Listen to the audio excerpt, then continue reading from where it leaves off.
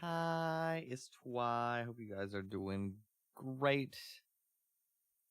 Happy Sunday. Hope you've had a nice chill day so far to round out your weekend. I know it's been a very eventful week for me, a whole lot of stuff going on. So I'm looking forward to just having a bit of a chiller day today. I had, I think, the craziest jump scare when I went to post stream today. I saw that I never pinged my birthday stream in the Discord yesterday, which is like, I'm sorry. Dude, I can't believe it. I remember when we did the re-debut in November, I thought it was bad that I wrote a tweet and never sent it, and then for my birthday I typed out the announcement in Discord and I never sent it.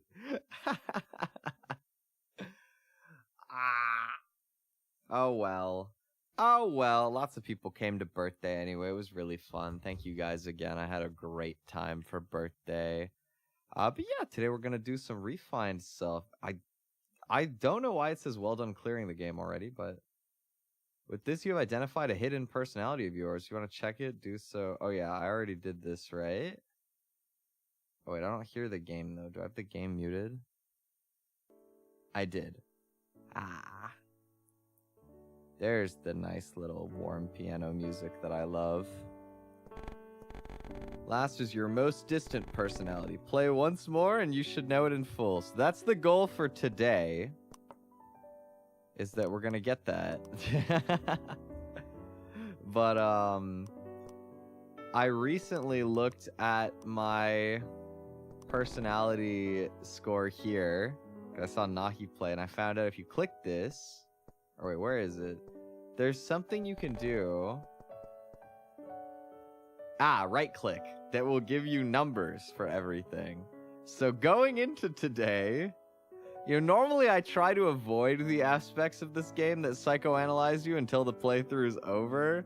But I am very keenly aware of my 99 out of 100 moral score. And I do wonder if having this knowledge might in fact affect the way that I play the game today. It certainly seems reasonable that that could cloud my judgment in some way, but I'm curious to see what we'll score today. What we're gonna end up finding is the most distant personality, which I actually think is much less likely to skew after 3 playthroughs. But I do find it very interesting that my last 2 playthroughs both ended with me getting the clergy as a role, which is very cool. And I also have pacifist and researcher, which I think are all pretty accurate of myself.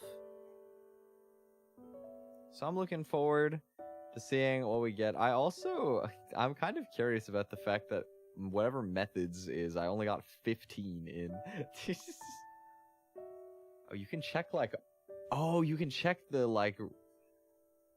stats of your runs retrospectively. I wonder what the rarest action I took in any of these playthroughs was. Asked for water at cafe is only 1.6%? Am I crazy? I do that in real life too. That's so normal. It's not that normal. But I just like water, okay? Alright. We're gonna play the game again. Okay, I was gonna say one last time. That's probably not true. But one last time to fill out my personality type. Perhaps you'll uncover a most distant personality of yours. That is the plan. Let's play. I feel like there's always a lot of stuff that I end up forgetting about this game, so this will be interesting. This time, let it please work out. I have to make this succeed. There's no time.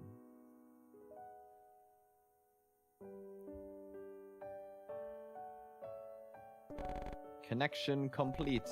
Hello, old net. I just don't know what to do anymore. In fact, what personality what would result in her life not expiring? Oh, interesting. A normal human would surely have that option. don't think that's true, actually. I don't think I agree with that statement. There are differences in thought patterns, yet the result doesn't change. Why can't she keep the promise to reunite in 100 years? That's a big piece of information that I did not know about that game. Wow, okay. Because I was gonna say, ultimately, I think if you gave any human of just about any personality type immortality with the crux that they could choose to stop. So like, for example, in the case of Refined Self, your character has the little wind-up key on the back that keeps them alive, and they intentionally are choosing not to wind the key anymore because they want a finite end to their life, right? I think that every single living creature ever would eventually choose to stop turning the key. No matter what personality type you are, I don't think that anyone would truly want immortality once everything you've ever valued is gone, right? Some people would choose to stay way longer than other people, but I think that there's always a point where somebody would stop turning the key, human or not. That being said, not honoring the promise to reunite in 100 years is very interesting, because as hard as it would be to sort of like lose your best friend and have to go 100 years without them, I think a lot of people would wait out the 100 years to see what happens for that promise, right? Maybe they would wait a lot longer than that if things didn't work out, just to see it through, right? This is such an interesting piece of lore. I didn't know about this. Please, I'm begging you. I've made it so you can view the personality deciding rules. Whoa. That sounds like a pretty big change to the way this plays. Use them if you must. Just make her human-like, please.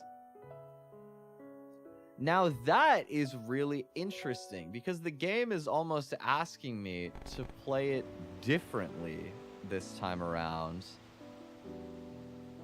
But ultimately, I don't know that I will. Not on purpose, anyway. The doctor is dead. What am I gonna do with myself now? Well, you're gonna check the grave. June 21st, 2100, whatever. Here lies Kusunoki. Doctor. I still...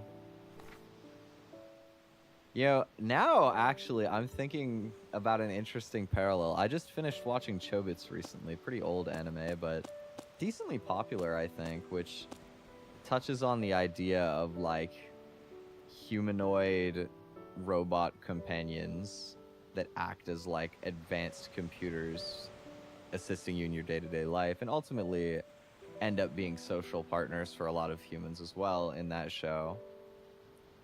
It's an interesting concept of like programming a robot to be very human-like and then having the person that they attach to die. Like that's a really twisted turn of events, truthfully.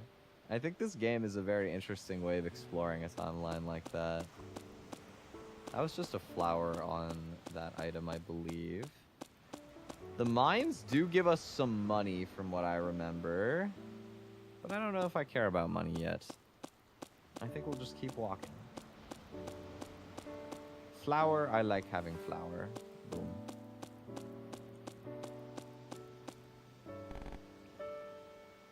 That's right. On this bench, the doctor called me by name. Utsuwa is a cool name. I wonder what the meaning behind that is. Of course, I'm gonna go with Twi, but... Yes, she told me. Twi, let's promise. Should I fulfill that promise? I'll recall it just to be sure. I always like to see the cutscenes in this game. I'll recall it just to be sure. What she said that day. I'm actually really curious to rewatch this cutscene. Did they mention the 100 years thing and I missed it? It was after someone came to the lab, I believe. Doctor, will I be disposed of? Doctor? I swear it. Also, wait, I just realized my cursor's not on. Here, I will capture cursor. And you can see my mouse. I can't give you orders, but I can make promises. Twi, let's promise. Whatever happens, we'll be happy together. Understood. I too shall promise. Wow, that's a really different promise to the one that I was told at the start of the computer there. Because I was wondering if I, like, misremembered the game having told you that you're supposed to reunite with the Doctor in 100 years. That's, like, such a bombshell piece of lore to give you on playthrough number 3. Like, truthfully, that is so fascinating. I wonder then what the Doctor actually meant by saying we'll be happy forever. Oh wait, I'm sleeping on the bench. That's so cute. I'm really fascinated by the dialogue of what the Doctor means by promise we'll be happy forever. Knowing as well, there has to be some sort of plan to the Doctor's death, right? Given that it says that the intention was for the Doctor to reunite with us in 100 years. That has to mean that the Doctor more or less knew when she was going to die. I don't know if it was completely premeditated or not. The game doesn't really tell you that. Knowing this information, what was she exactly gonna have happen in 100 years that would give her the confidence to make a promise like, let's be happy together forever? Because knowing basically that we, as a robot that has like a windable key to keep our lifespan on, we are essentially immortal, right? As long as the key keeps being wound, at least by human standards, I don't know that technically you could go forever before the key would just like be too damaged or rusted to wind anymore. I don't know what kind of material, what kind of mechanisms it's running on, but knowing basically that the robot can always outlive you, and yet having a plan to come back and make a promise like that, I have to wonder if she actually believed in some sort of human immortality or like some sort of idea with that. Like, is she actually like dead, or is it like fake? I mean, scientifically, there has to be something weird at play if the plan is to meet again in 100 years. And I have to assume as well that it's not just like a, oh, let's meet in the afterlife and heaven type of thing. Since, you know, in that case, it wouldn't be a problem if we died, like, way before 100 years. But the Doctor is really sad about how we keep not making it 100 years. And we get to talk to her through the console. It's so interesting. I wonder, is the Doctor trying to put herself into a robot so that they can both be, like, really, really, really long lifespan together? I really have no idea. It's just, there's so many question marks now that I have this information. There's, like, so much lore I don't know.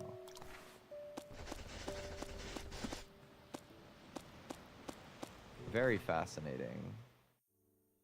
Also, I don't think it cost me more actions significantly to sit on the bench longer.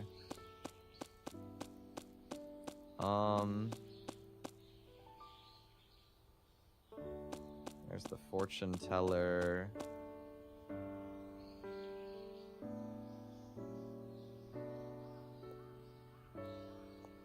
I'm trying to think back. I want to do the sheep touching quest this time around, I think. Flower. What to do? I can't decide. Hello, Kokoro. Hey, did you go to the Doctor's grave? Of course. Yeah, I did. Huh. I guess so. Do you think the Doctor is really dead? What do you mean? I mean what I said. Do you think the Doctor is dead? See, this question feels very different to me.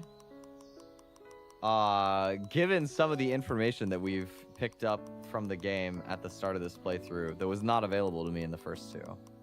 That being said, I think I might have answered I don't know before anyway, but I certainly feel like I don't know now. Same as my first play, yeah. I don't know. But in my memory, she's certainly dead. Yeah. So this feeling might be me not wanting to believe it. Yeah. I guess so. Sorry for the weird question. And to you of all people. It's an interesting, like, thing to add as well. And to you of all people. I wonder why. No, it's okay. But really, what should we be doing now? There's nothing else to do, so I've tried drawing and things. Oh yeah, this is perfect, actually. I'm drawing a picture of a sheep, but I'm having trouble finishing it. I can't decide what colors to make it. Well, do you want to paint it? I think there was a playthrough where I said you should draw it yourself, and on the one hand, I do kind of agree with that sentiment. But I think this time around, I would like to indulge helping out.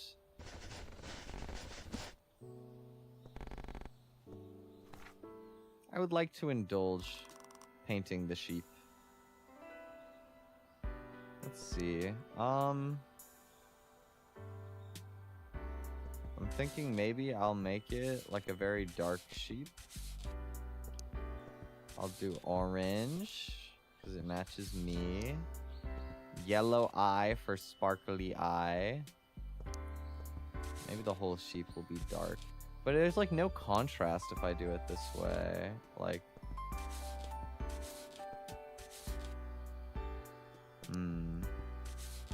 something like this also feels kind of cool.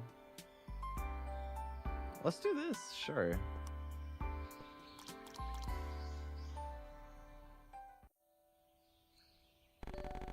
I see. So that's how you painted it. Now I should be able to finish it. Thank you. Take these coins too. Oh wait, you get paid even if you don't ask for coins? That's cool.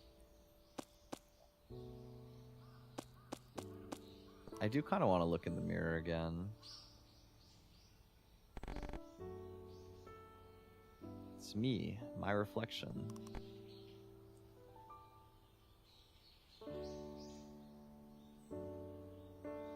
Who am I? It's interesting that what should I do is the most common thought, because to me, I see two clear paths. The introspective, like, oh, who am I, and what is my sin, is just like very... How do you describe that? What is my sin? It's like very extreme. It's like a very piercing question to even have the option to reflect on. And so I could see your curiosity sort of leaning towards that. But I think what should I do also isn't the most surprising for people who just aren't as, like, fully in on the idea of this being like an extremely freeform game. I'm Twi. The doctor created me. And to the doctor, I'm... Well, I think a real answer would be it's unclear, but I think the realist answer is clearly friend. I mean, she's very upset that we keep dying. And also just, I don't know, I think that why would you try and raise something like a human if not for friend? If not for friendship, then what for?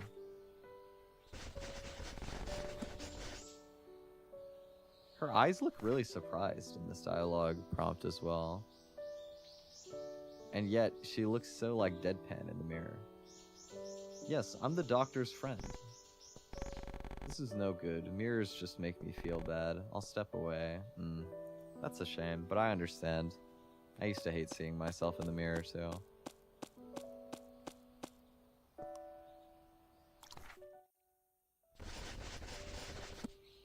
Went to the forest early on. Oh, you know what? You can walk past that. I forgot. That's an interesting thing that I took as a first action. I'm optimizing after so many playthroughs. That's silly. I forgot that there's like a raven that's just very pessimistic. I don't know that I care. I kind of want to take on the sheep touching quest in this playthrough. I remember that being cool. Inori. Was there one like this? Who could she be? Who are you? I didn't ask that in my first playthrough. I must have just not even found her on my first playthrough then, I feel like. Maybe I did, but that surprised me a lot. Okay, who are you? No one needs to know about me.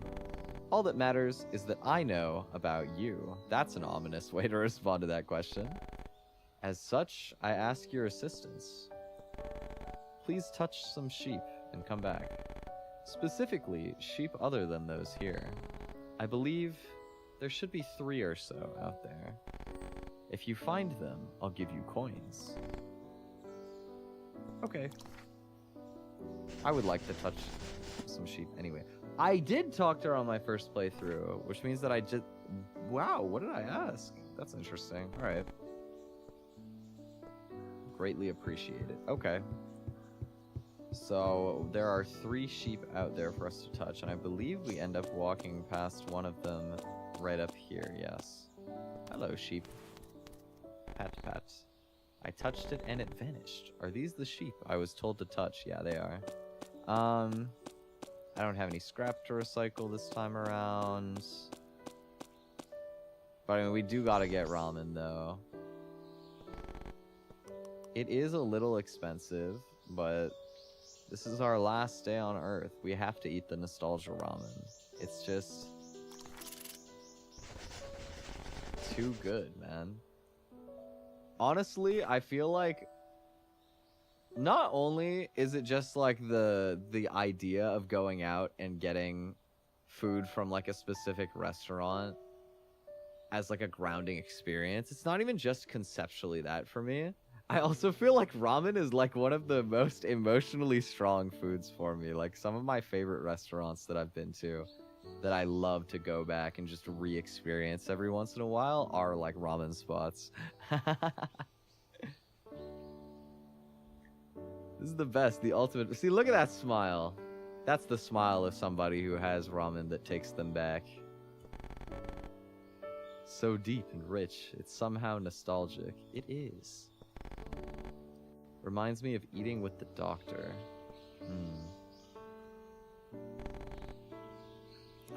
That was tasty. I agree. It would be accurate to describe it as delicious. You know, I always wanted to eat ramen with a friend like this. Aww. Then your dream has come true. I'd have no problem eating this every day.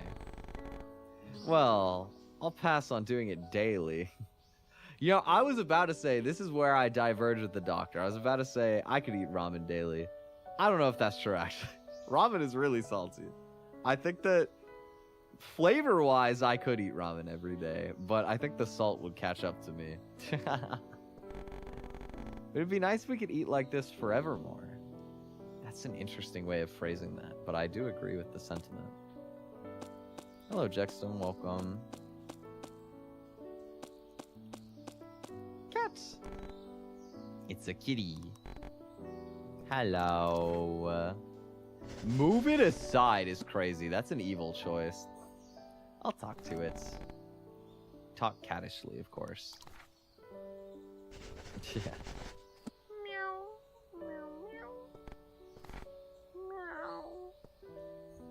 I still can't believe the cat doesn't meow back, but that's okay. I still love you, cat.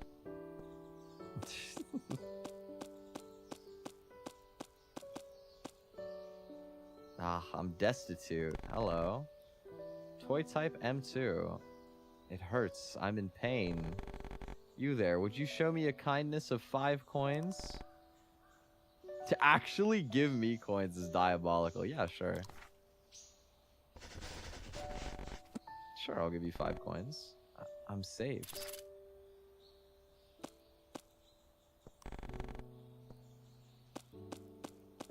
He still says he's in pain, though, interestingly, but maybe my coins will be of use to him. Went to the town early on.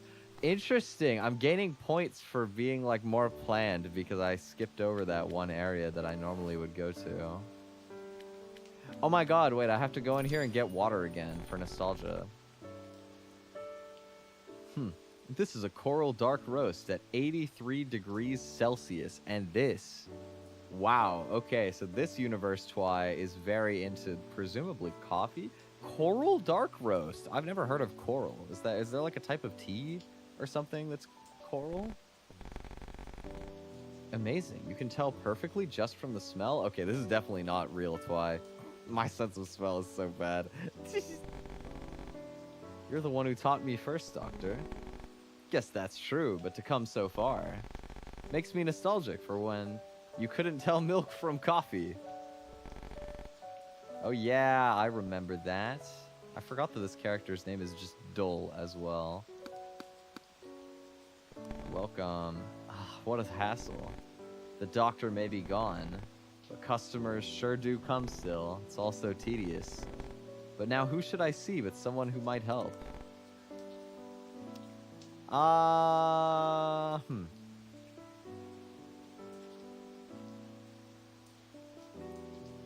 Would I like to... I think last time I just got a drink.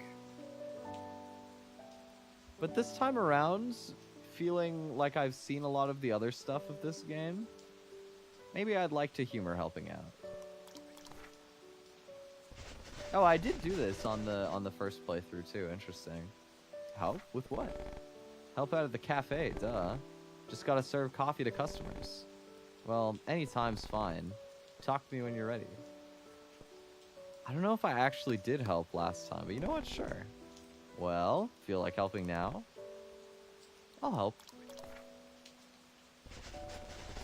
'Cause I don't think I've tried this yet. Sure, I'll help. Hooray, I've been waiting. Ooh. Oh boy, take me back to my retail days. Oh god. Wait, this is interesting. We've got a formula here. Tips minus cost equals profits, and then it also shows salary. What's the difference here? If you wait around, customers will come. When they do, give them the coffee they want. Milk and sugar and stuff cost extra. I'll let you keep tips, but subtract any extra cost. What do they mean by... Oh, so like if somebody orders a coffee with milk and the milk makes it cost more, and then they also leave a tip, they're just saying like make sure that you still subtract the extra from the milk. If you please customers, you might get extra tips. Okay. Let's wait for customers, sure. Hello. A warm coffee, please, with sugar. Okay. So we do hot with sugar.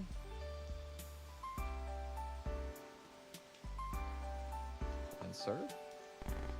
I'll take this. Well made. I'll give you two. Oh, yay! I did it. I wasn't sure if he was good with that since it was...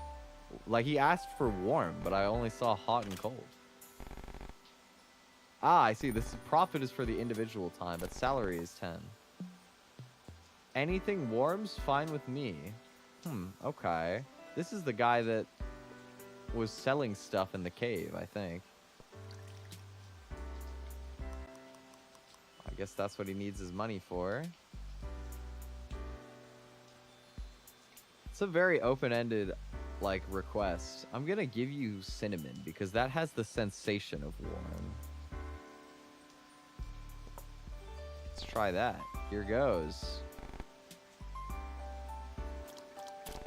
Delicious. I'll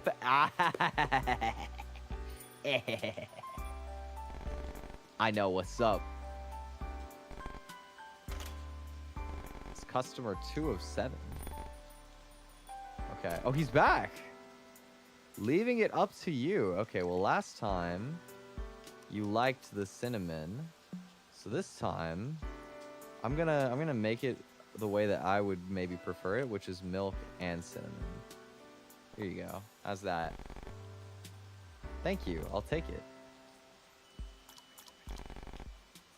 Your flavor, it's iffy. Oh, I lost 2 coins. He doesn't like milk. My bad. What's this drone guy? I feel awful. Okay. Elf. Maybe something warm would make you feel better. Maybe with some sugar.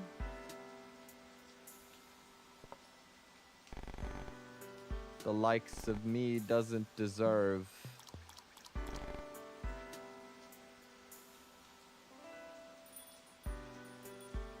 He paid.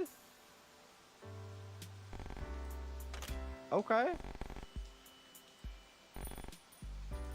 Hello, Viria. I don't have coins, but I wanted milk coffee.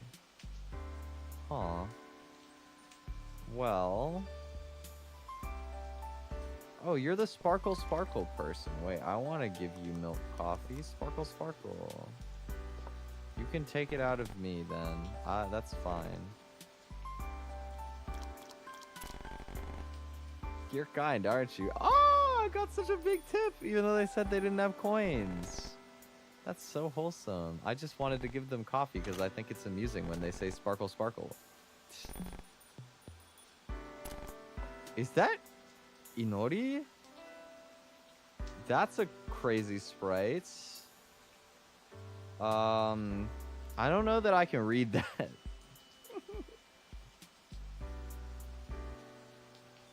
I'm trying my best to... No, I really have no idea. I'm just gonna give you a hot coffee and hope that you like it. Here you go.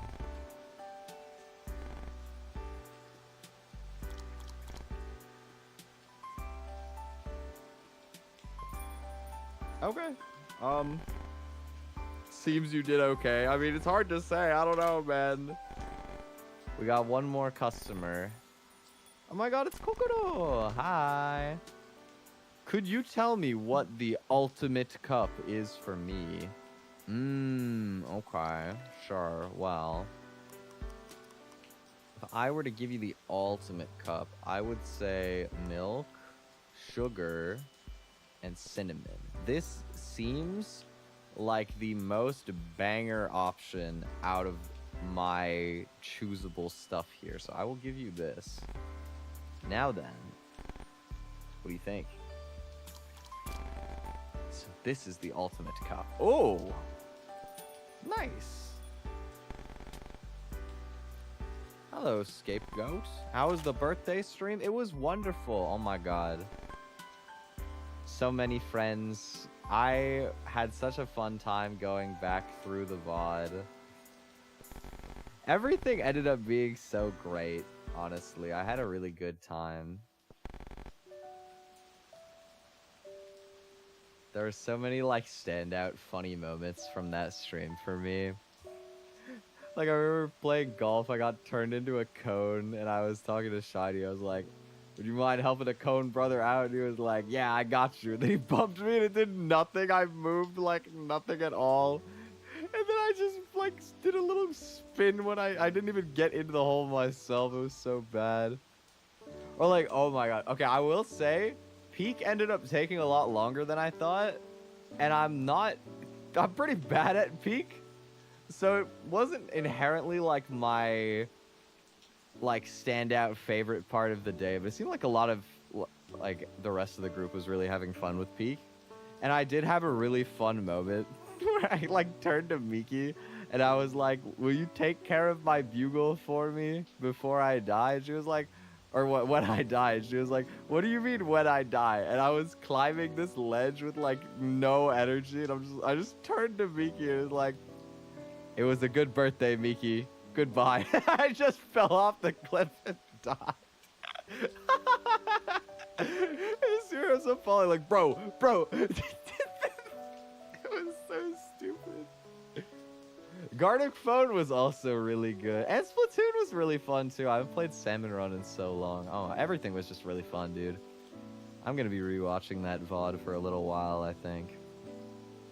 It was just great to have an excuse to play community games with so many of my friends, truthfully. I had a lot of fun.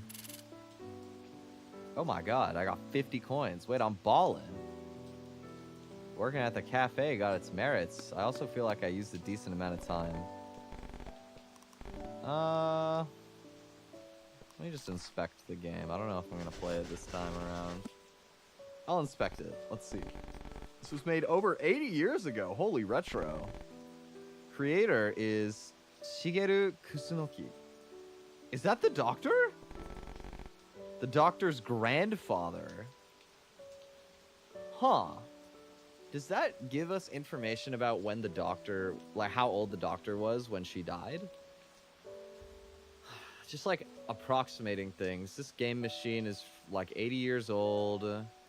Grandfather would have had to be old enough to build it. I'm gonna ballpark that if it's on the lower end, maybe when he was like 30, so that's like 110 years ago. Or sorry, no, it's not. I'm saying like he was 30, 80 years ago. Maybe he has his kid in that ballpark, so her parents are like 50 years ago. I think the Doctor is probably 20 to 30, which is about what I would have guessed anyway, but that's so young to go as well, now that I'm thinking about it. I didn't realize that you could get that kind of information off of that. That's cool. Let's see. Oh my god, it's Sparkle Sparkle. I just gave you a drink. You gave me a big tip. Thank you. Sparkle Sparkle. Sparkle Sparkle. Gave the receptionist a sparkly reply. You have to. Sparkle Sparkle. Let's see. I feel like... Okay, I went to the roof the first time last time as well. I want to check all the floors. I don't remember if I did that last time. Oh, climbing. Oh my god. Oh, there's a thing. There's a thing at the top. Boom. Doctor's diary too? What's my inventory? That's not what I meant to click. Here. Written in the Doctor's handwriting. A diary?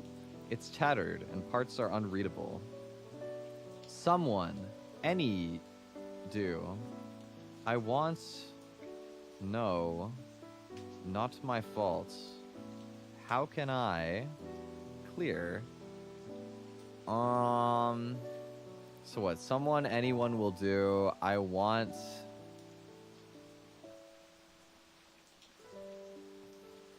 What would it be? I want, maybe like I want Twi to know it's not my fault. That doesn't make sense though. Maybe it's like a letter to like more of a higher being. Like I want somebody to let me know that it's not my fault. But then why would you want to say, how can I make things clear? It's fascinating. It's hard to tell whether this is directed at feeling grief about having to part with us and not being able to explain herself. That actually seems more feasible given the knowledge from this playthrough that the Doctor was planning to reunite with us in 100 years. It feels like something went off the rails for her. And now there's this kind of like apologeticness that we're left in the dark, and that causes us to choose not to wind the key every time. Maybe there's something deeper going on, but that's really interesting. Oh, you can just fall. You don't even have to actually use the ladders to descend. Take another flower. I like collecting flowers. Gotta jump off the roof. Whee! Dot, dot, dot. If I fell... Well, you'd have to find out what happens if you fell. Dot, dot, dot. If I fell... What about the third die? It gives you the researcher tag for falling more. Look, how do you test for fall damage if you don't keep falling? I'm also testing... Look, you get even more points towards the heart with every fall. This is a speedrun tactic. Oh, but it didn't give me any there. How many times do I have to keep falling until it gives me another point of action? At what point does jumping off the roof more times count towards my playthrough? I'm curious.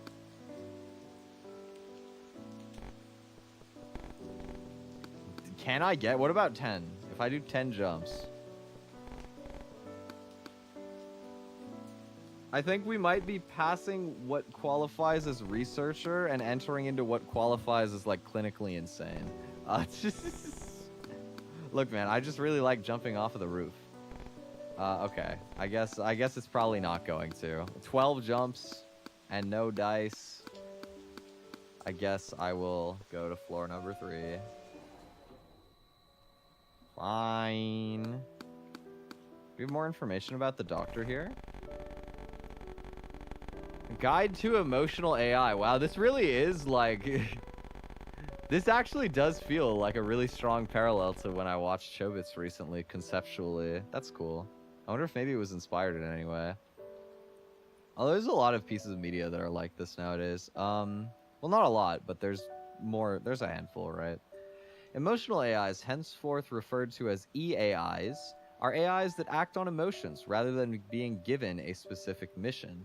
Emotions are formed by establishing ideas from accumulated experience data and matching them to the situation. A job or duty can be assigned to an extent by performing a career setup, but the rest will be up to the EAI's will. As such, they currently cannot be controlled completely. To control them, it is necessary to boot them in control mode. The EAIs currently in circulation are second generation, model E002. The original E001 model is a single unit owned by EAI creator Dr. Kusunoki. So also interesting is that the doctor, like, is the inventor of this entire system. And notably has built a, like, more advanced form of human-like AI, but yet puts so much value on us as the singular original model. Fascinating. Okay. That's interesting knowledge to glean. While EAIs are in control mode, clear memories of events are not preserved, but any other data collected during that time is recorded. This is so that EAIs, which cannot be fully controlled, can be set up with ideas, personalities, and duties. Interesting. I still, I guess, am curious how much of their personality is predetermined by, like, a starting boot versus how much of it is based on, like, their, like, the way that the last text made it sound to me is that they gain their database that the emotions are built on off of their own experience, right? Which is actually just how humans are. Like, that's just what a human is at that point, low-key. Very fascinating. It's like humanity with a starting point. It's so interesting conceptually, honestly. I don't know that I would ever want this to be real, but if it was, it's a very philosophically interesting conversation. Let's see, gene preservation and regeneration This is what she meant when she said she wanted to meet again in 100 years, isn't it? It's going to be some craziness. The doctor's plan. Oh, we're aware of this to some extent. The fact that we say the doctor's plan like that. Gene... What did that say? Gene preservation and regeneration 6. So, I guess a better question is, why is the doctor dying but trying to regenerate herself 100 years later? What benefit is there to doing that for the doctor? The other thing that's weird about it is the doctor is clearly still, like, alive in some context because she speaks to us through the console of the game in the kind of interludes and, like, at the start and the ending. So that means that her conscience is still somewhere, even if it's through some sort of technology. She's still out there, like, consciously thinking.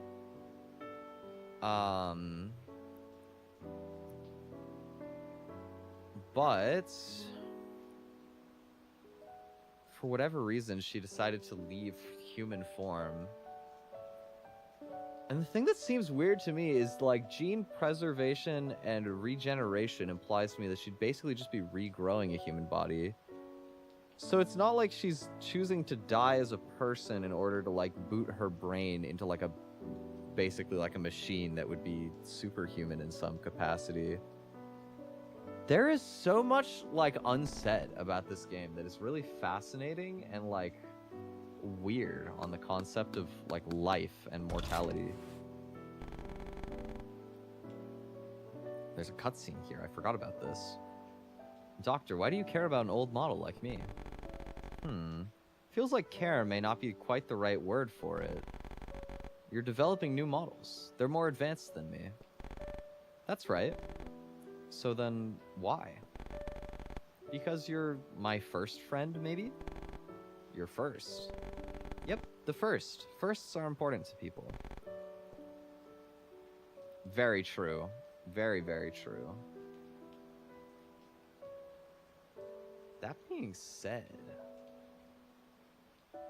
I think something interesting I just sort of, like, picked up on from that conversation that I don't remember, like, paying much attention to is that it almost sounds implicit that the other robots are also her friends. Like, for being such a brilliant doctor, it is very strange to me that the only social relationships and memories that we have of her are the one woman at the cafe, and entirely otherwise is just robots. Maybe she just doesn't like dealing with people for the most part. But if you felt that way, why would you want robots to be so encompassing of emotion, right? That's the part that feels a little bit contradictory to me. Let's see. It's incredible technology. To just keep it locked away on this tiny island. Oh, are we somewhere remote? That's not my intention. We go on trips and such too, you know.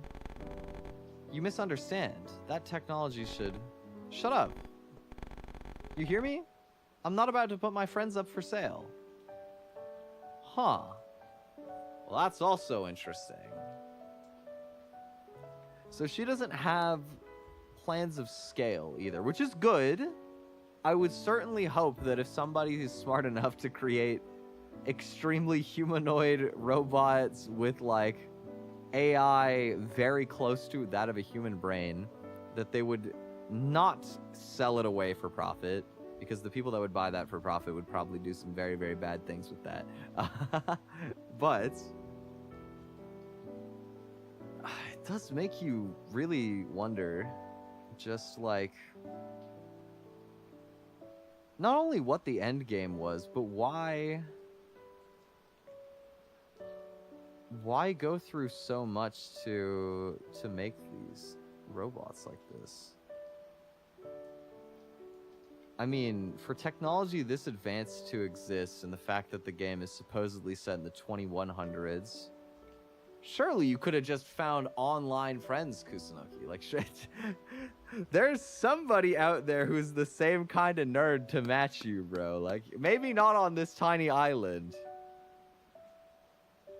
But I don't know. On the flip side of that, maybe if you have robots that are basically like humans, then you get to experience all of the more, like, tangible physical aspects of friendship when you have proximity, while also being able to have people with a very similar set of experiences and values to you. I think at scale it doesn't work, but for an individual person, it's a very fascinating idea. This game is so brilliant in some ways, man. Very thought-provoking. Oh, big scrap. Action game. Oh, is this not the platformer one? Let me inspect this one. There was some cool information from the last time I clicked inspect. I'll inspect it. Let's see. This was made over 80 years ago. Pretty old. Also by her grandfather? Yes, Shigeru Kusunoki. Interesting, so they both just give you the same information. Oh wait, what was this one? Oh my god, wait, I remember Nahi cracked this by accident by writing 6767. Is it random? Did you just happen to randomize into 6767? Wait. Wait. Wait, that's crazy. Was that not the number that you did? Dude. What was 6969? Breaking free from my lurking to say haha 67. That's crazy. Hi Lionel. What about 1234? Really? Really? 1234? Oh, you're better than this doctor. Okay. Oh, there's money. Banso. Let's go to the basement.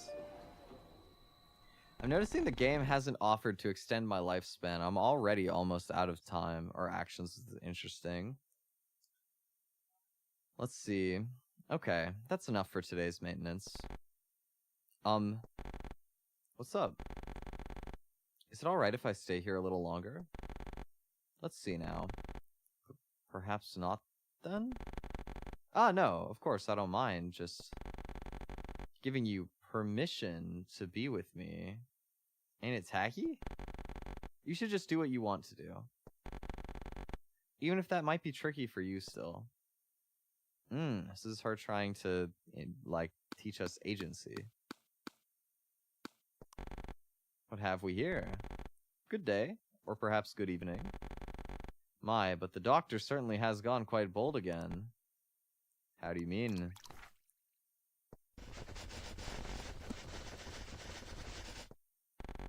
Shouldn't that be obvious? I mean, her plan, of course. You're right in the middle of it all, so you must know. There's a lot of things I don't understand about this plan still, actually. You can't tell me you don't, can you?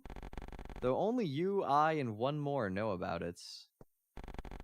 Truly, she's such an unreasonable sort. Still, I ought to prepare to head out soon. Now then, what to do?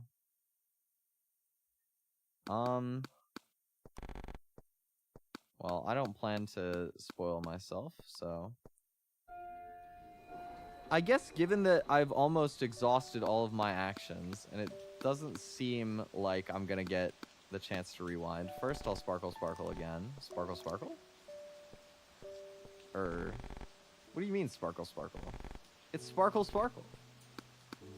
I'm sorry for asking such an obvious question. I guess I'll go try and finish touching the sheep. Oh, there's a sheep on the box here.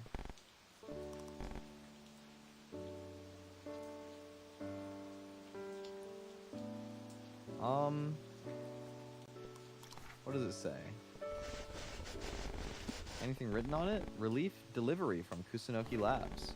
For those suffering without government support, this medicine can grant you relief. Wow, she was a very charitable person, it seems. Am I gonna make it to pet the sheep and then return as well with only 6%? It does not seem good.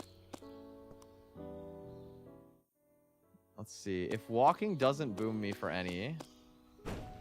Oh, I forgot about this. Kibo! Hello. I'm the helper type model Kibo. I thought you might have troubles, so I fired myself out.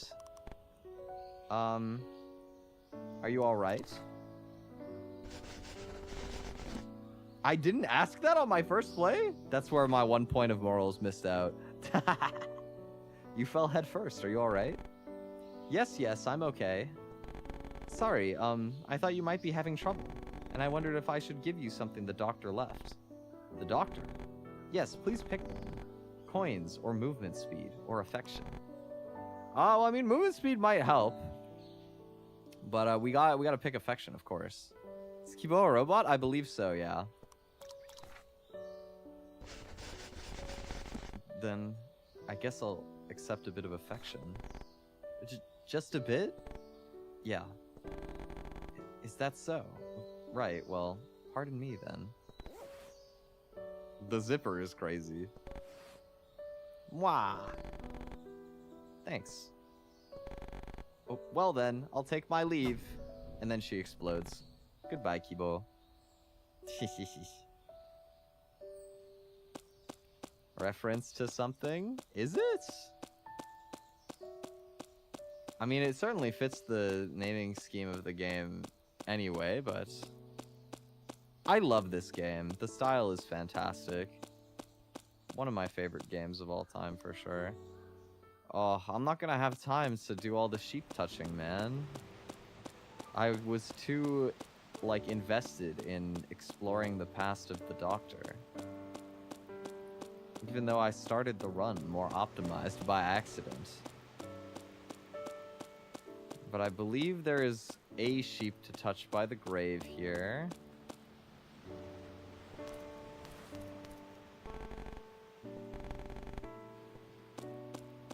That sheep. Something on the ground. We get some free money. And then last but not least, we will end the playthrough at the grave. Only feels right. Doctor. This one goes out to you. It was a very informative experience of a playthrough, very thought-provoking. I'm surprised it didn't offer to extend my playthrough this time. I thought it would have. I think that this was... I might not get clergy this time. I think I'm going to end up with researcher. Because I was doing so much research. I was in a very scientific mood today. And very philosophical at that. Oof. What was I? That's right, the Doctor. Did control mode terminate? Was I in control mode? Why in the world? Oh, damn it, not much energy left. There are still things I have to do. I want to fulfill my promise to the Doctor. There's no time. I have to take out the sheep. Wait for me, Doctor.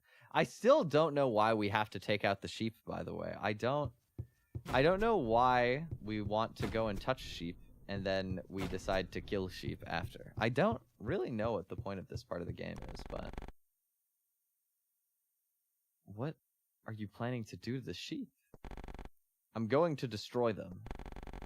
That is a difficult thing for me to allow. It's to keep my promise to the Doctor. Please, let me do it. Whatever your reasons, I have my own mission. The mission of protecting these sheep. As such, if you would destroy them, I will destroy you. I wonder, like, symbolically what the sheep are representing in this game. Maybe there's something to do with the battle of science and, like, faith. I know that this character, her name is Inori, which is, you know, Inori is, like, I believe just straight up the Japanese word for faith. What does kusunoki translate to? Isn't that like, what is kusunoki? I've definitely seen this word before. Or is it even like a word so much as just like a name? Meaning? Camphor tree. An evergreen tree with aromatic wood. Oh, okay. Oh, like kusuno ki. Like the ending is ki, like tree. Ah. It's a type of tree. Sokka. Sheep have close-knit ties to religion and faith? Ah, okay. It's very odd, because I think the Doctor does seem to be very scientific, and yet we as a character are placed into a position of requiring a lot of faith in the Doctor. Given how outlandish some of her plans are, like trying to, I guess, for whatever reason, die and then regenerate herself genetically in 100 years, and, you know, like building humanoid robots that gain, like, sentience effectively over time. It's very interesting. They're not in control mode. You can still help just a little. Oh, I see. So she...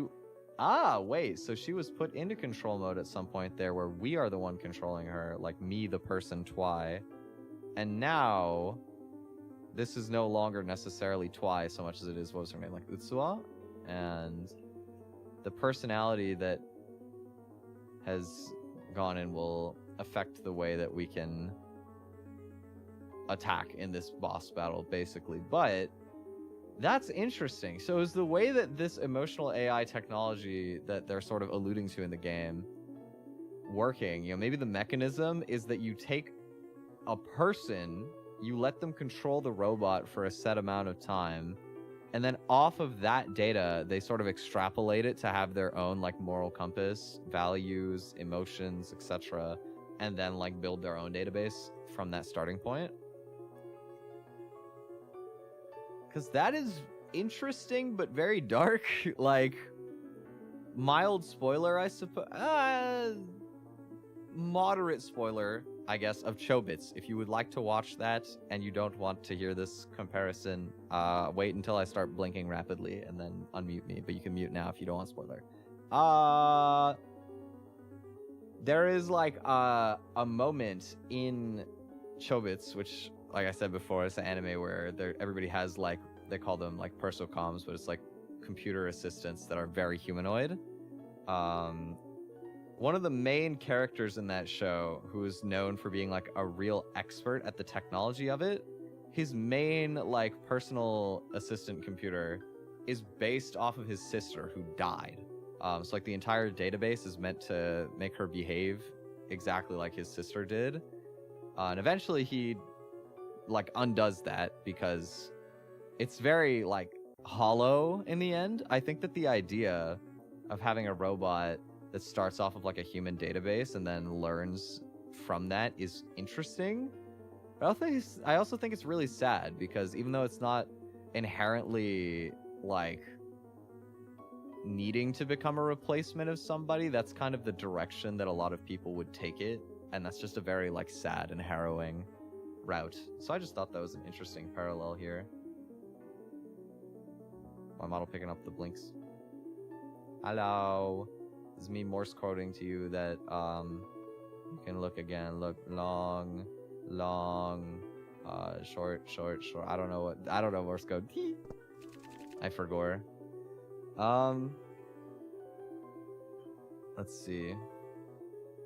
Gain information irrelevant to battle. Inori's model number. Wow, they really clocked me for enjoying researching stuff that doesn't matter. This battle was just a simulation. Now practice is over. There's a try again. Strength mod. Choose to slightly boost either attack or defense. Repair, recover your HP, attack Inori. Let's observe. Let's get some information irrelevant to battle. Can I get any information from the database? Fully independent mission type AI, Inori. Model number I002.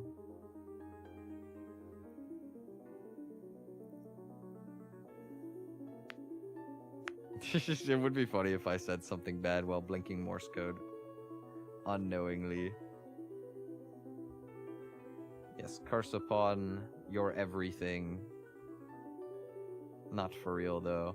I just noticed, actually, isn't the model scheme here, like, really similar to ours? Like, I think we were, like, E001, and then there's E002, and then this is model number I002.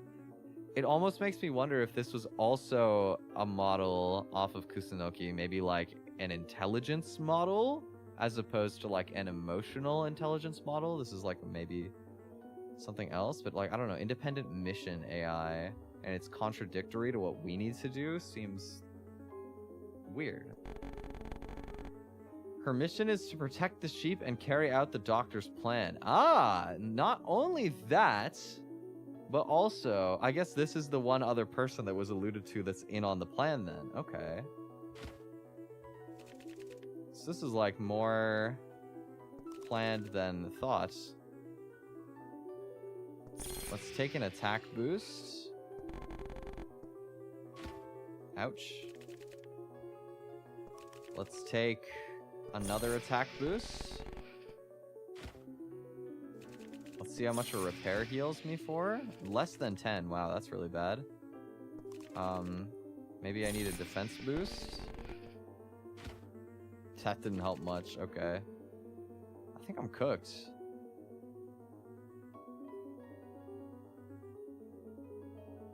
Maybe if I keep boosting my defense and then I can like out heal.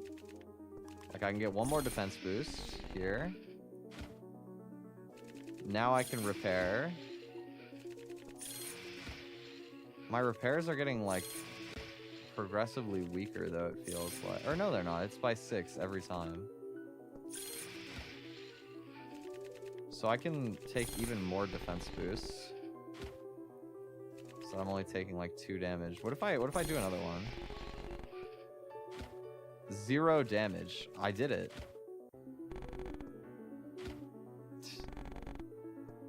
Can I win by fighting fair? I feel like we've already fought pretty unfairly here. She's just doing 0 damage. If I remember correctly, I think her damage normally doubles on attacks when you get to this point. But I guess because she's dealing 0, it doesn't matter. Like, just no matter how many times you double 0, it's still just 0.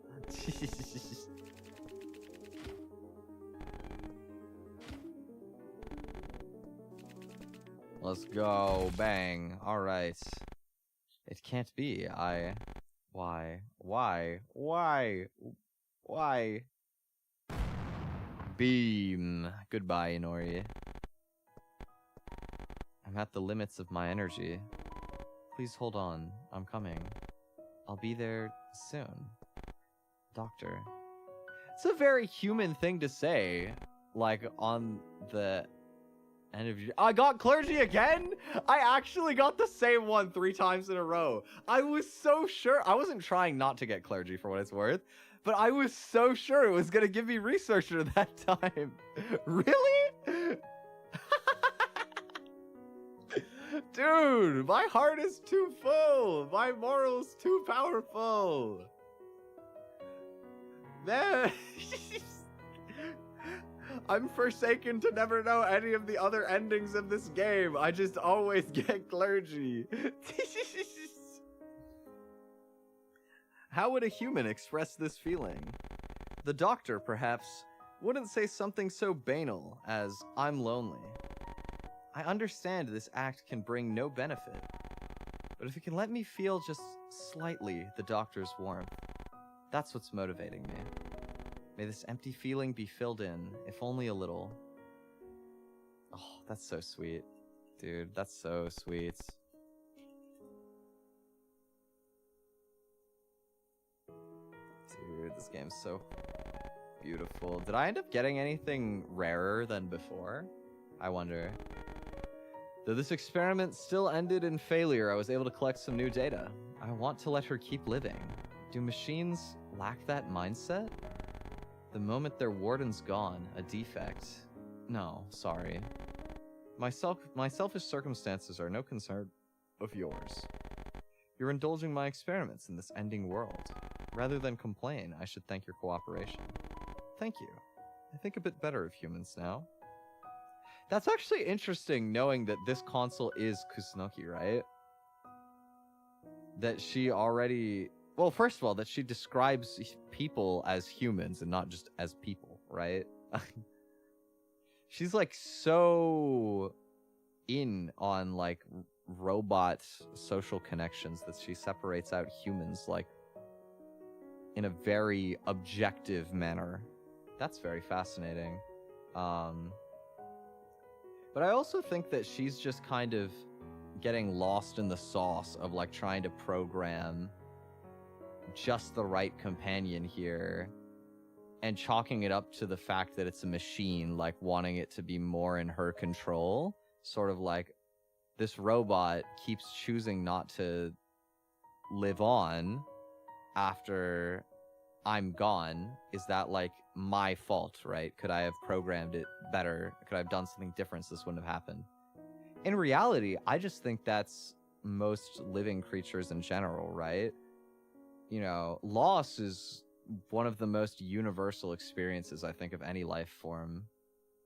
And a lot of the time, having experienced loss is something that can really break someone, but most people will live on because there are other things that keep going, right? Like the world keeps spinning. But as a robot, where you're programming them to like learn to have emotion, especially like an older model probably is even more so, right?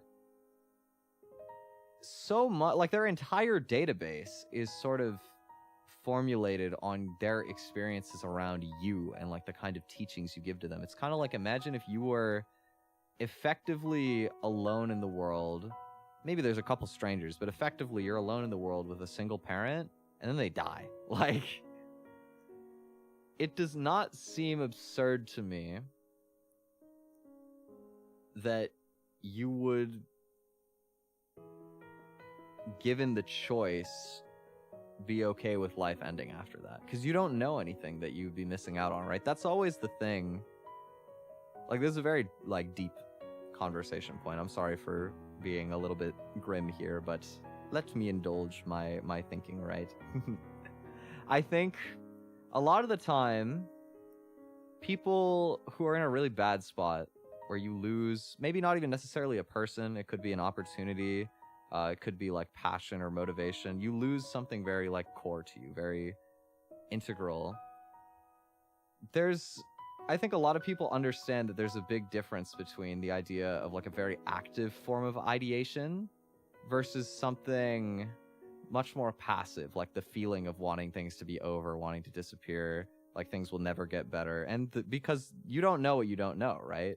The truth is that most of the time, if you keep living after that point, you will look back and be like, wow, I can't believe that I was, you know, so blind to all the things that would be able to come later in my life and like opportunities and things like that. But truthfully, there's no way that you can see those things until you stumble into the right circumstances.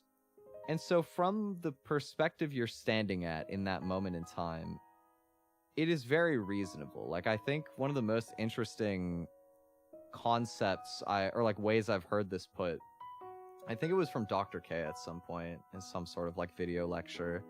He was talking about how, you know, depression isn't always necessarily like a pathology of the mind or like a defect. Sometimes you just are living a life that is truly like that bad, right?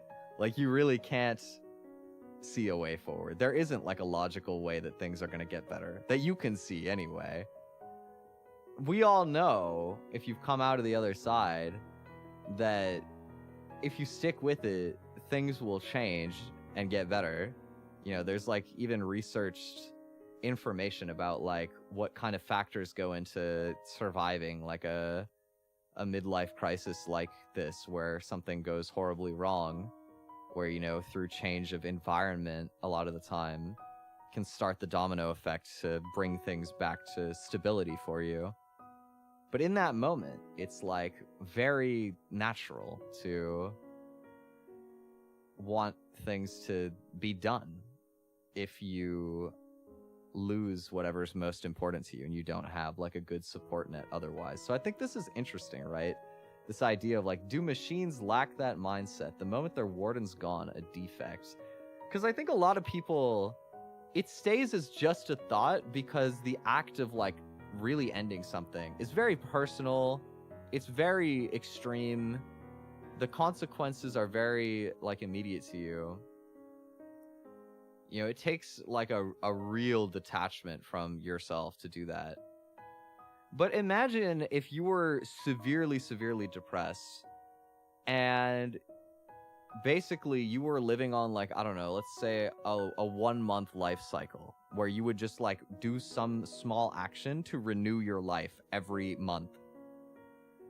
Do you think that you might just choose in that moment to be done, right? Knowing that your life is finite, but also only to the extent of you picking when you're ready for it to be over anyway?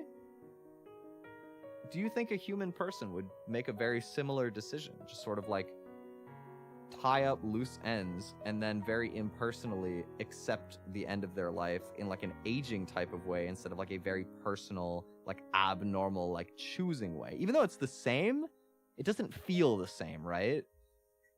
This game is a brilliant take on like the psyche around mortality and loss. It's so secretly and like quietly deep and introspective. I love this game.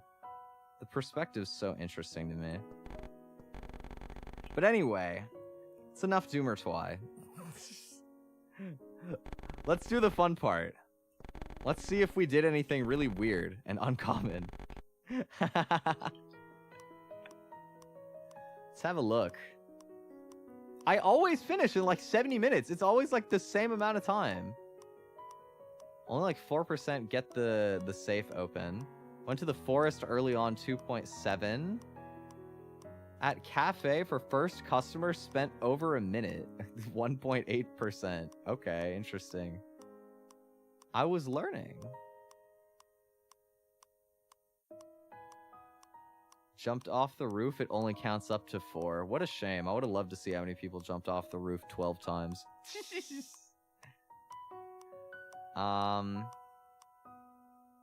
Okay. Mostly about the same for me, I feel like. Not too different. Complete.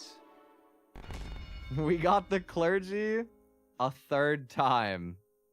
No way. We also got sage. That is new for me. I don't think I've gotten sage before. An important item, you say? Well, I can't go using that. One who always prepares for possible crises. Better to reliably avoid loss than to chance gain. That's not me. I don't feel like that's very representative of me. Hold on, let me think about this. One who always prepares for possible crises. Better to reliably avoid loss than to chance gain. Actually, I lied. This is really me. This is just anxiety. This is my anxiety being personified in a good way instead of in a bad way. Because the truth is, actually, I guess I am very, very accepting of the risks that I do take in my life, and then very risk averse in the other proponents of my life. Like, I'll choose and make peace with a few larger risks and then try to mitigate elsewhere. So I guess in a form that is kind of wisdom, isn't it, huh? I guess that is what it is to be wise and sage-like, is to just kind of choose a few core values. Because to have a value is to have a risk anyway, right? You could have a value that ends up not really being as valuable as you thought, no matter what you pick. And so as long as you have that sort of compass and you just take that as your baseline, then sort of being risk averse from that point is wisdom. Fair enough. Let's see. I want to read the more in-depth description for this one. Sages prepare for risks, dangers, and any eventuality. Oh. Wow, yeah. If you see a risky-looking switch, you tend to hesitate to press it. Knowing your own abilities, you never overdo it, and try to up your odds of survival, if only by 1%. And when asked to bet on a coin flip, you might consider not making the bet at all.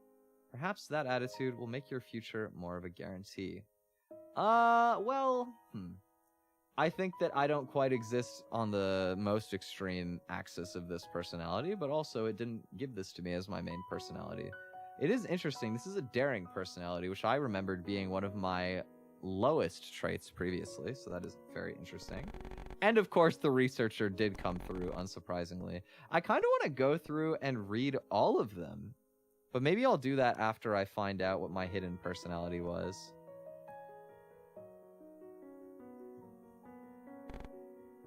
Oh, new cutscene! Yo, this is sick. Okay. It's the doctor. Why? Why do you... Wait, so that means the doctor's alive! She's not dead.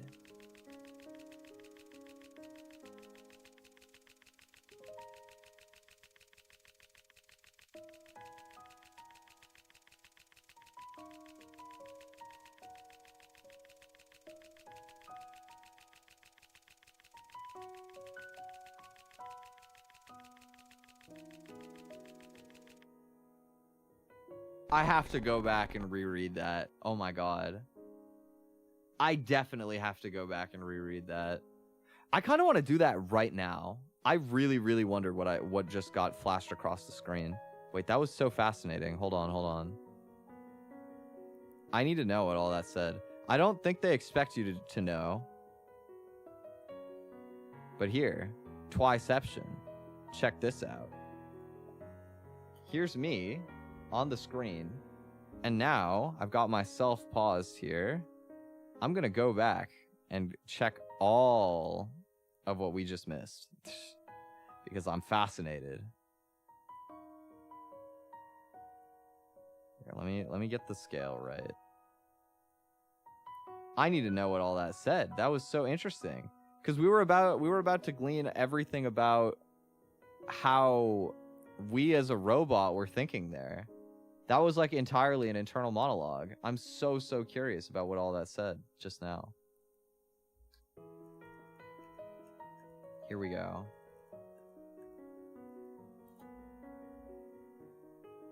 Doctor, you made a request of me, Doctor, but I feel I may not be able to carry it out. I am, yes. I'm traveling. I'm thinking I'll go on an adventure to unseen worlds. I'd like it if I could find you there. And wouldn't it be wonderful if people like me were there too? I made calculations. I calculated it all from the information I had. I even read the doctor's books and gained knowledge. However, when the doctor was regenerated, it seems the real doctor could not be brought back. Oh my god, wait! That's so... Oh, that changes everything about how this game is framed. Yo, that's what this is about! Oh my god, this is so much more mortifying than I thought it was. I'm scared to keep reading, let's go. Our technology could not regenerate her perfectly. What am I to do in a world without the real doctor? Oh, this is so sad! Wait, this is so sad! What am I to study? To become closer to human. Oh, that's her ultimate goal. Interesting. That was the first mission the doctor gave me. Which is why even now, even in this final moment, even for my last choice, I'm wondering what a human would do. I feel like I finally know the answer now. I will continue. Continue to be here, just like this. To become closer to human, that is my mission as the doctor's creation. Which is why, even now, even in this final moment, even for my last choice, I'm wondering what a human would do. I feel like I finally know the answer now. I will continue to be here just like this. I saw the doctor... What did that say? Finally know the answer now. I will continue to be here just like this. I saw the doctor as someone dear to me, which must be why I couldn't see the regenerated doctor as the doctor. And that just won't do. Which is why I too will die here. I'll expend all my energy at the doctor's side, so that we can live together forever in the future she bet on. What do you mean by that? My energy reserves have run low. If I don't turn the key on my back to replenish energy, I will shut down. I must fulfill my promise to the doctor. That is surely my duty. To live happily together. And so, I'm going to fulfill my promise. The rules of this world were not very clear. Naturally, I was left unable to process problems of all kinds.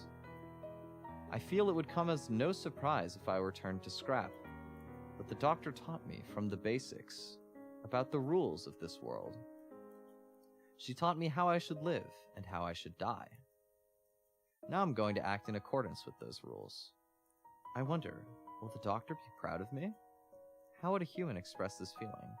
The doctor perhaps wouldn't say something so banal as "I'm lonely." I understand this act can bring no benefit, but if it can let me feel just slightly the doctor's warmth, that's what's motivating me.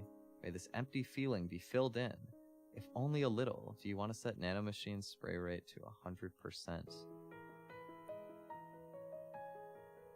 Wait, what? Nanomachine spray rate? There's like a viral looking icon with 50% and a world map.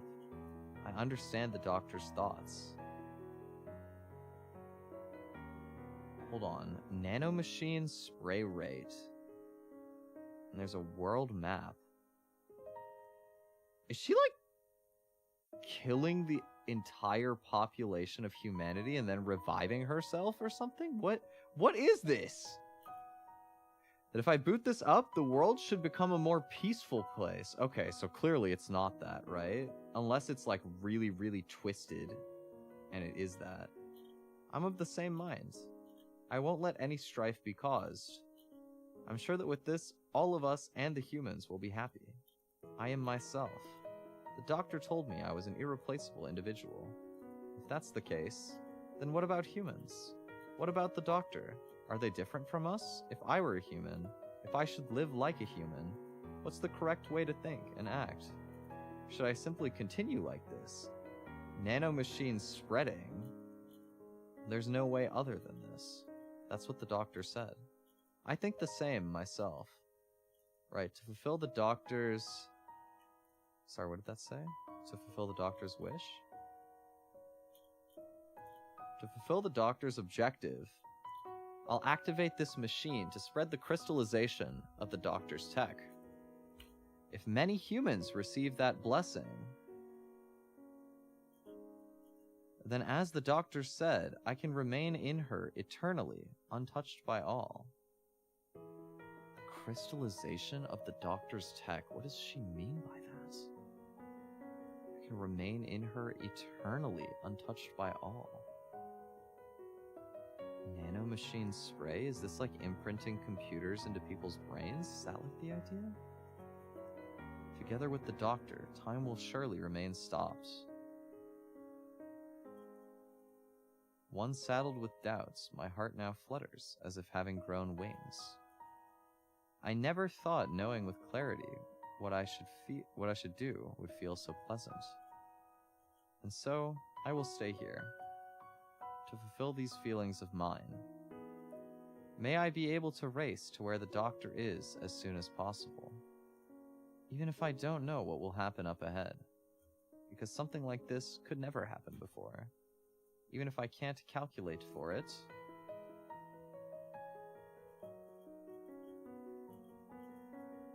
I'm taking that step now.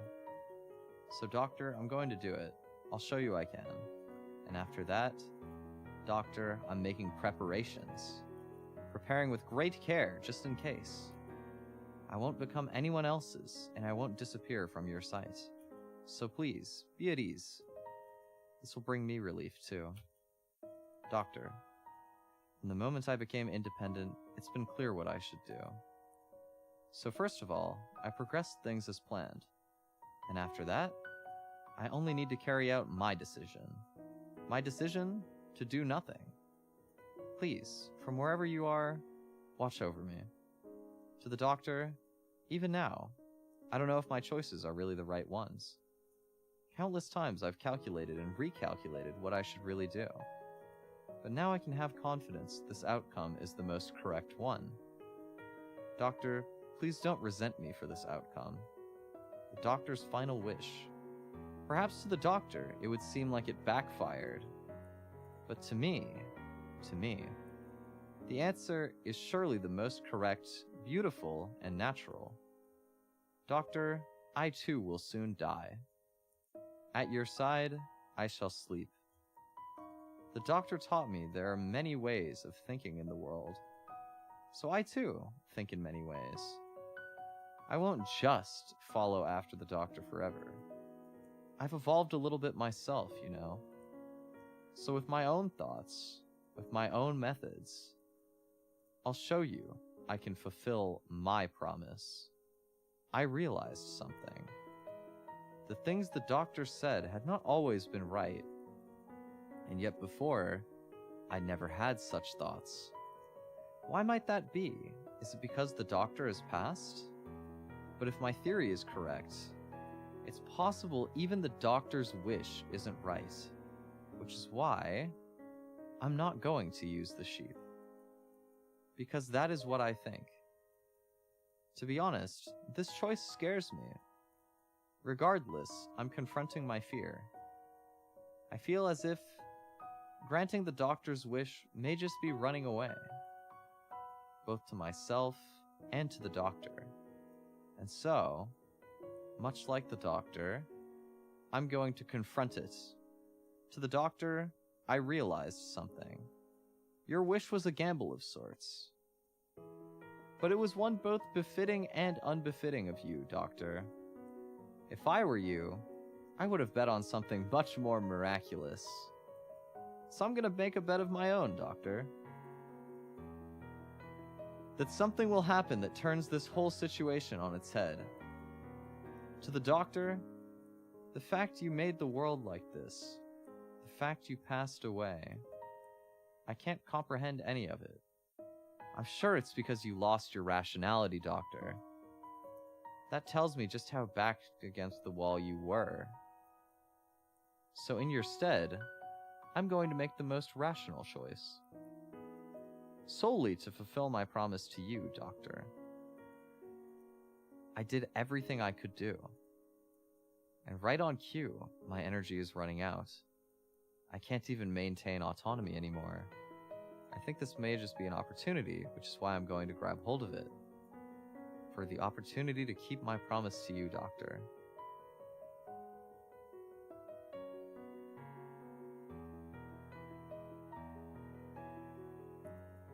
Wow. Oh my god. Dude, to think that they just speed through all of that and don't have you, like, click through and appreciate all that yourself. I'm so glad that I stopped to do that. So I guess one thing here that I was misunderstanding is that just because the grave is set in 2100 something does not mean that we play the game set in 2100 something. In fact, it seems that we lived out not only long enough for the Doctor to come back 100 years later, and not only long enough to grow back into an adult, as demonstrated by the art frame of her, like, as an embryo growing, right?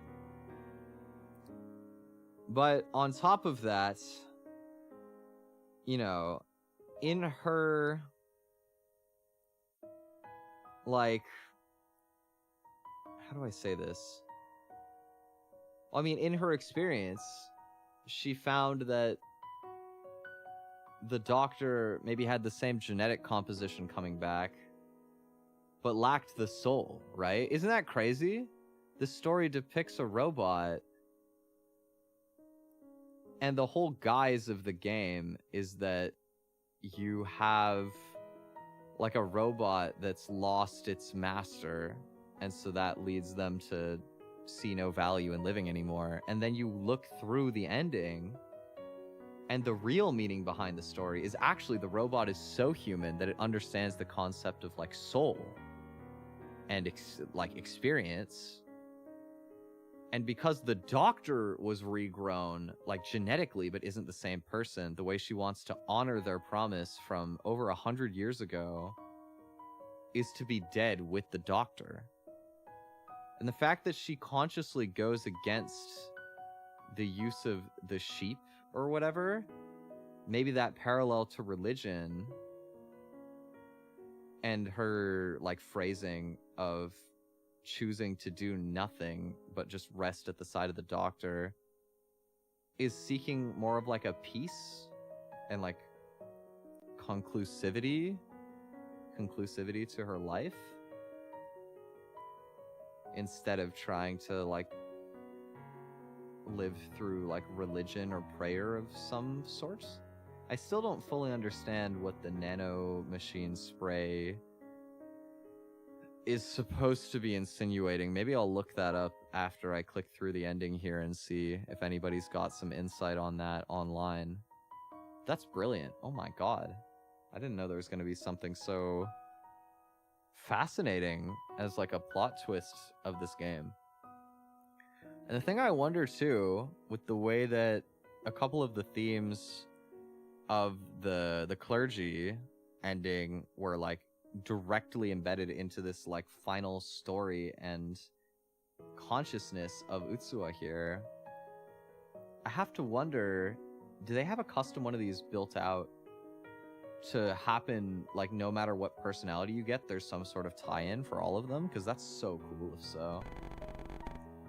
No matter what human personality you're made to reflect, whatever personality is simulated, it's the same outcome. Well, that's because to be human is to be futile, right? To be mortal.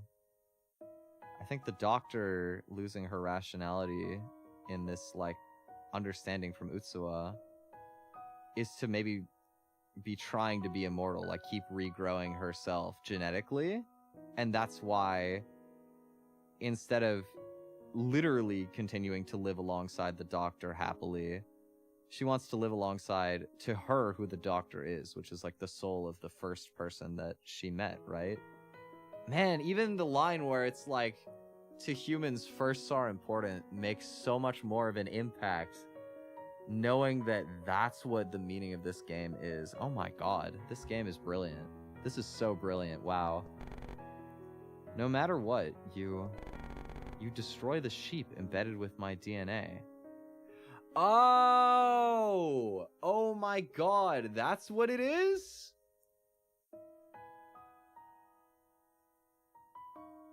I guess then my question is like some sort of religious tie to the idea of rebirth, like believing in reincarnation. So you have the DNA coming back time and time again. And it seems to me like the doctor, to an extent, still understands things from before she died, right? To understand that there's this planning and also that it's being gone against. But I also wonder, is it really that her conscience has stayed, or is it a case more like she's left all of the information, maybe through things like the diary entries that we've found and whatnot, that tell her who she is every time she comes back? Because if it was the same old doctor, then I don't think Utsuwa would have this stance after all of this reflection of like, you know, the doctor is back, but it's not the doctor, right? It's not the same as the first doctor. Clearly, you know, she said, like, you know, she can't be regenerated, like, fully, like, to the same person. After it's all over, you fail to wind your key and die. Why is it? Why? Whatever happens, we'll be happy together. Didn't we promise that? Without the sheep, I can't be regenerated, you see. Why won't you regenerate me 100 years later as planned?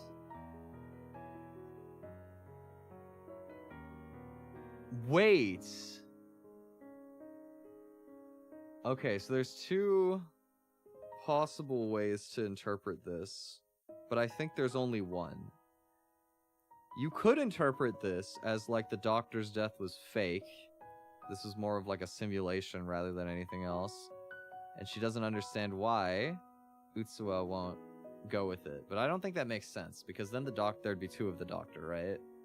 I think what it is that this version of the doctor is coming back. She's been reborn via her genetics that have been stored with these magic sheep or whatever. Science sheep, religious sheep, whatever. She's been brought back. She's been caught up to speed. And she understands that the plan is 100 years later that she would be regenerated. But maybe Utsuwa has already seen this cycle, right? Because she watched an embryo of the doctor grow, like in that big flashback as her life was going through her eyes before she died, right? Maybe the cruel fate of this game is that the doctor doesn't realize that what she's wishing for is like really kind of a life of suffering for Utsuwa forever. Why destroy the sheep? Why? Shouldn't you be asking me that directly? Utsuwa's alive? You're awake? I did it to fulfill our promise. Whatever my personality, I am myself. Even if I think differently or arrive there differently, my feelings won't change. That can't be. One more time, one more. Why? One more. One more. Okay, this is interesting. I came to overcome my failure. Why? Why? There's no more time. Doctor, please, give up. I can't stop the plan now. All humanity will perish, myself included. Oh my god, this is what she meant. It was like a mass bioweapon. And so the plan from the doctor who resents other people so much that she built humanoid robots and taught them to live according to her own values. She literally plans to basically extinct humanity and then bring herself back alongside the robots to like start over, right? Whereas Utsuwa recognizes in the same way that she's been described to the doctor as irreplaceable, right? You know, there's, you know, you're the first, right? In the same way that she sees the doctor's soul as irreplaceable initially, other people are also irreplaceable, and it's not right to enact a plan that just deletes everyone. The nanomachines will erode humans' bodies. It'll only be safe 100 years later when the nanomachines break down. No vaccine's been made. I'll die myself very soon. Why would you... If it meant giving you up to someone, if it meant you being taken from me...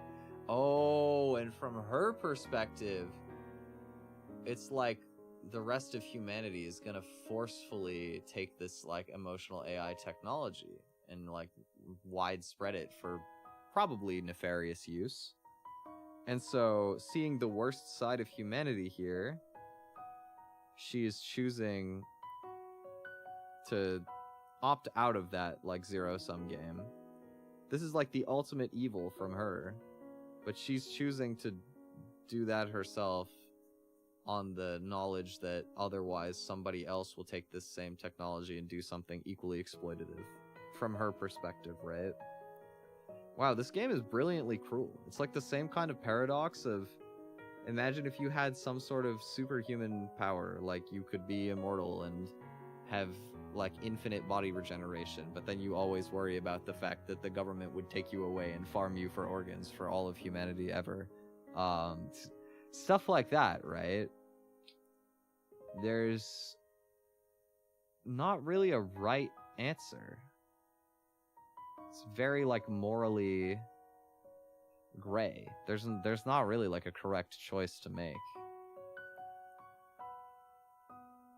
It's not to say I agree with what the doctor is choosing, but you can absolutely understand. I didn't expect this game to be, like, so psychologically... like, sort of almost like a psychological horror, in a way. Not in terms of the medium so much as the substance, but, like... thematically, it's almost reminding me of... recently I rewatched, like, Doki Doki Literature Club.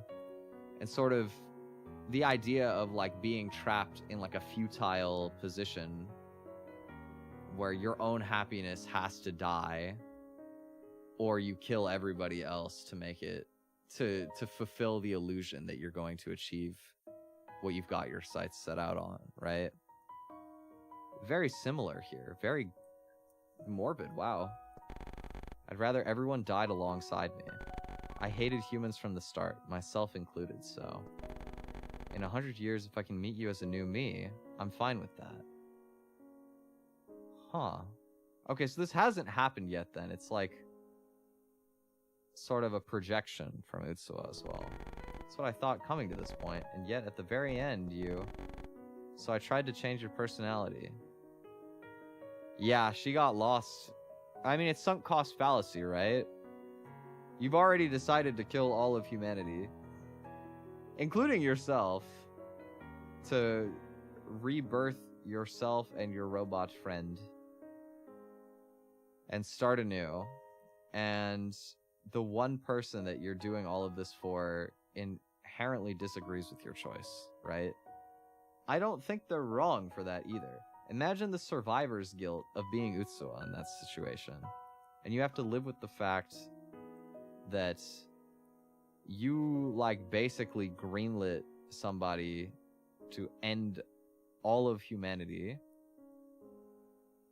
in order to fulfill your friendship. That's a very, very selfish thing, even if you think it's also wrong for them to take you away and you know they'll do it. The survivor's guilt would be so immense. Maybe to a point where you'd never be able to make peace with it. And the doctor, having already enacted this very extreme plan, forgets what it was about in the first place, which was to be together with Utsuwa, and tries to change her personality, basically throwing away the soul of who the first friend she feels like she made was. I mean, of course, in actuality, it's good that she fails, and it's really interesting because it means that Utsuwa does have soul, despite being a robot. Isn't that fascinating? I think the brilliance of this game is that while the Doctor is a human character, Utsuwa is like extremely human in her decision making. It was futile. Ultimately, this game is entirely about futility, which is beautiful. Doctor. Seems my design was even more perfect than I thought. Exactly. Please. Just like a human. You won't listen to me at all. Doctor. Look at me. Look at the real me. As my own person. You're the one who treats me most like a human. Not as a temporary me. Not as a thing you made. I have a heart too. I'm not just a vessel. Clinging to hope. I've even learned to make a prayer for the future. And I even know loneliness, don't I? Being left behind for 100 years. Then living with a newly born doctor rather than the real one. A doctor who doesn't know me. That would surely only feel lonely. When you refused to rebuild a new me. When you even insisted upon my old body. I learned about humanity from you. But your personality should... To me, personality is just the result of the preceding course. That precious course we've traveled up to now. You're just trying to look at the result of it. And even if that result alone should change, there's no undermining the course I built with you, Doctor. Oh, I see that my chat reconnected. I hope that my VOD didn't get lagged there for a moment, but just in case, convo log here, basically saying that, you know, even if the Doctor's reborn in 100 years, that would surely only feel lonely when you refused to build a new me, when you insisted upon my old body. I learned about humanity from you. To me, personality is just the result of the preceding course, that precious course we've traveled up to now. You're just trying to look at the results of it. And even if that result alone should change, there's no undermining the course I built with you, Doctor. I love this take, because I truthfully live by this philosophy too. That personality is 100%... Like, there are some genetic components, I'm sure. They're predispositions, but your personality is a result of the circumstances laid upon you. And so even if you can't understand why a person would make a decision, even if you feel like they're making an illogical, unexplainable decision, if you knew all of the context of the life that person has lived up until that point, all the experiences they've had, you might not agree with the choice that you now see them making, but you can understand off of how they got there, how they build their value system and whatnot. And a lot of the time, that's why I love to be very open-minded and inquisitive towards people, both who are similar to me, but also who are different to me, and just try to understand why they might feel how they feel, even if I don't agree with it. I think it's such a beautifully human way to look at this. And I really appreciate this. Man, I love Utsuwa as a character. This is fantastic. This writing is so good. Such a long course we traveled together. Surely you must know that, Doctor. Obviously. Of course I know that. I too know what feelings led me to do this. So she's aware that she's spiraling too, of course. And for that exact reason, can I just give up here? If I give up, will I be happy? I mean, there's a way. If there's no point in changing the results, I'll erase the course. You mean, Utsua, we can just erase your memories of me. That's all it'll take. Just as simple as that. Everything will work out. She's gonna be the most against this idea, I'm pretty sure. When the plan succeeds, it'll be a first meeting for us both. That can't. Then what was all this for? There's no more time. Doctor, please. Doctor!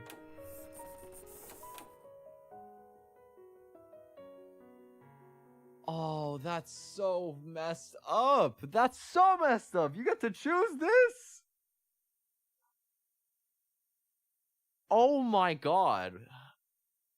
That's so cruel. This is evil! This is so evil! I thought this game was so much more wholesome than it is! This is so messed up! I did not know what I was getting myself into! I was like, oh, teehee, let me finish my personality sheet, teehee! And now it's like, okay, so here's the situation. We've released a bioweapon, we're killing all of humanity. Would you rather erase all of our memories of each other and then be reborn as the first two people on planet Earth with no preceding memories of each other and start that relationship? Or do we accept the story that we've built up until this point, make peace with the fact that the world is over, and then everybody just dies and that's it, right? There's no more continuation. Oh my god. But, like, at the cost of everything that we've built up until this point. Wow. It's a story of futility no matter which option you pick. It's just a question of if you gamble on the future being worth, or if you just appreciate the value that already exists in the present and decide that there's no future. Oh my god, this is so messed up, dude. This is so messed up. Oh my goodness. Wow. This game is brilliantly horrible. Oh! Dude, there's this therapist YouTuber I love watching who breaks down games like this all the time. I really hope he plays this game one day, like all the way through. Oh my god. Oh my god. This is so crazy.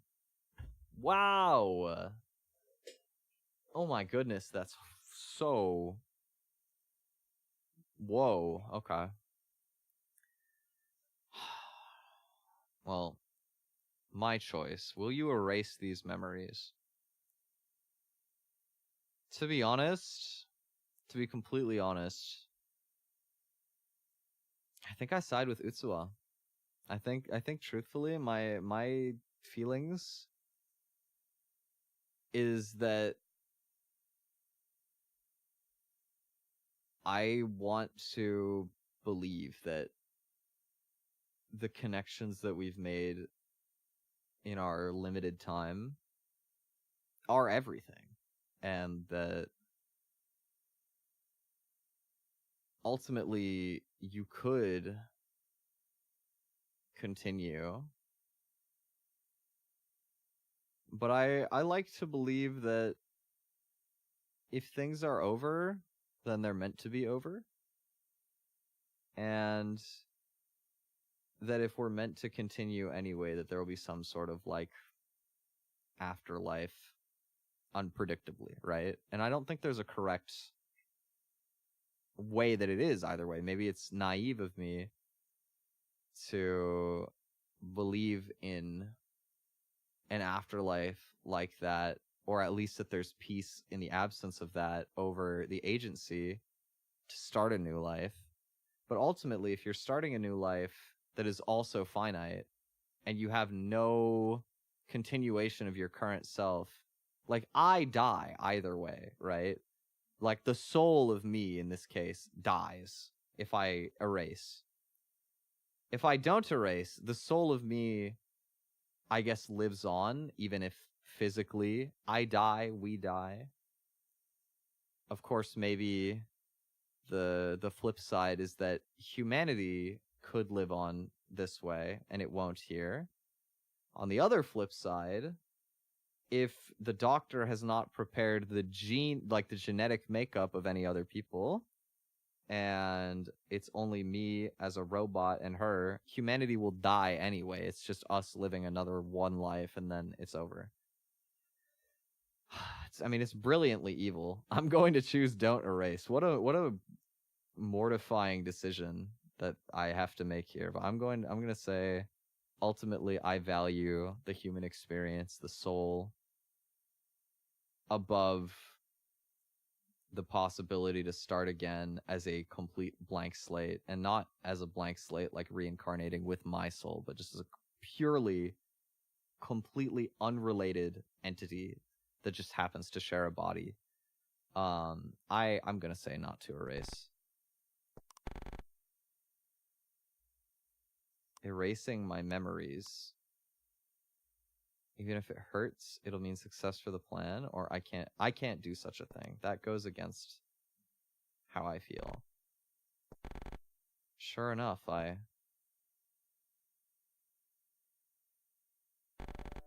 can't do it. Oh my god, the hug scene.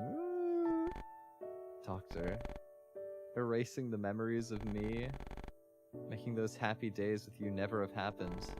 There's no way I could do it. It's pathetic, but even if it's only for a little longer, I want to talk to you. I want to play with you. I want to hold hands with you. I feel the same way. We only have a little time left, so until the end. I'll be with you until the end. Right. We're together. Oh, this game is so sad. I'm gonna cry. Oh my god. Oh my god.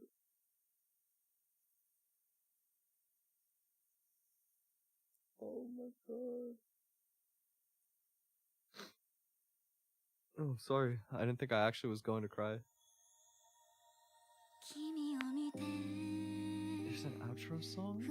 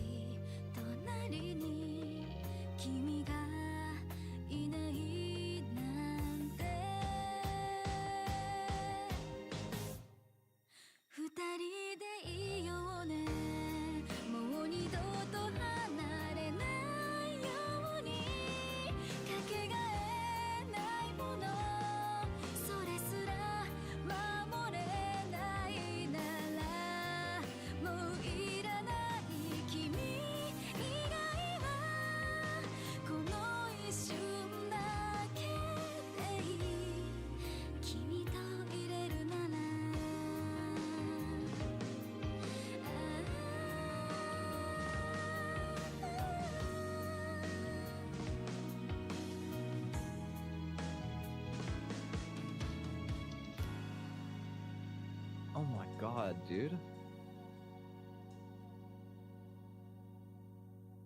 Wow. Okay. I'm through the crying. Beautiful ending theme, by the way. I wanted to say that as well. Really nice ending theme. Oh my god, there's more? Dude. Gift keeps giving. It's Utsuwa. With a cup of something at the cafe. Is this the scene with the doctor?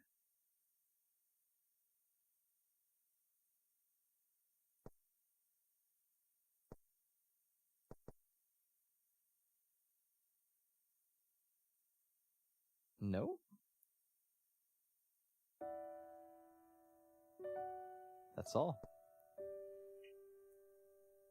I guess we'll see what I came here for in the end, huh? Well done. You saw it through to the end. I suppose you were able to truly understand who you are? I too have finally succeeded in fulfilling my duty. If you want to play the game, come here whenever you like. I'll be waiting. Oh my god.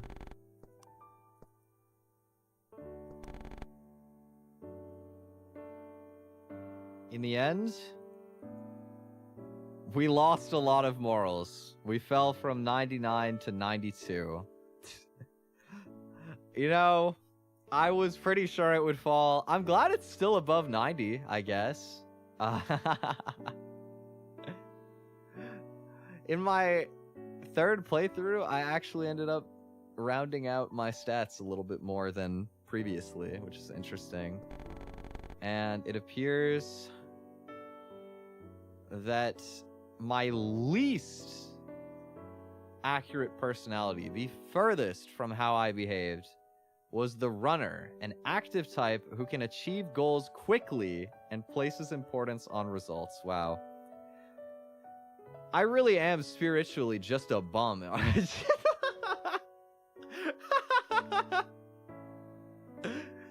You know, though? You know, this is so true. This is so me. I think at times, maybe the reason that I aspire to be closer to somebody like this is because it's so not me. You know, like a grass is greener on the other side type of thing. Wow.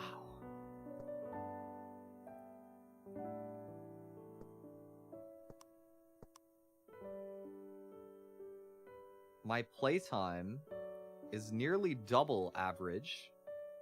I have a normal amount of conversations, though. It's because I think for more than twice as long as the average person. Coins earned? I earned less than half of the average player in money. Man, I really am spiritually a bum. Oh my god. Much less clicks than average. Oh my god, over 10 times more time spent on benches than the average player. I do love me a good bench. What can I say? No time playing slots. I didn't touch a single streetlight? Interesting. Average 7 is way more than I would have thought.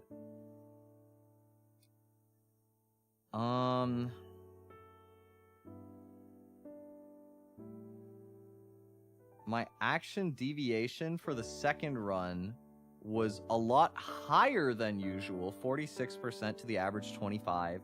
My deviation on the third run, 59%, is much lower than the average of nearly 76%. Very fascinating.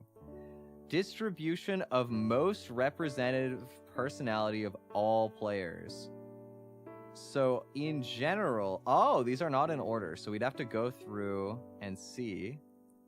It appears that the clergy is the most common personality type by quite a bit, 25.7%, and next highest is only 11.8% as traveler.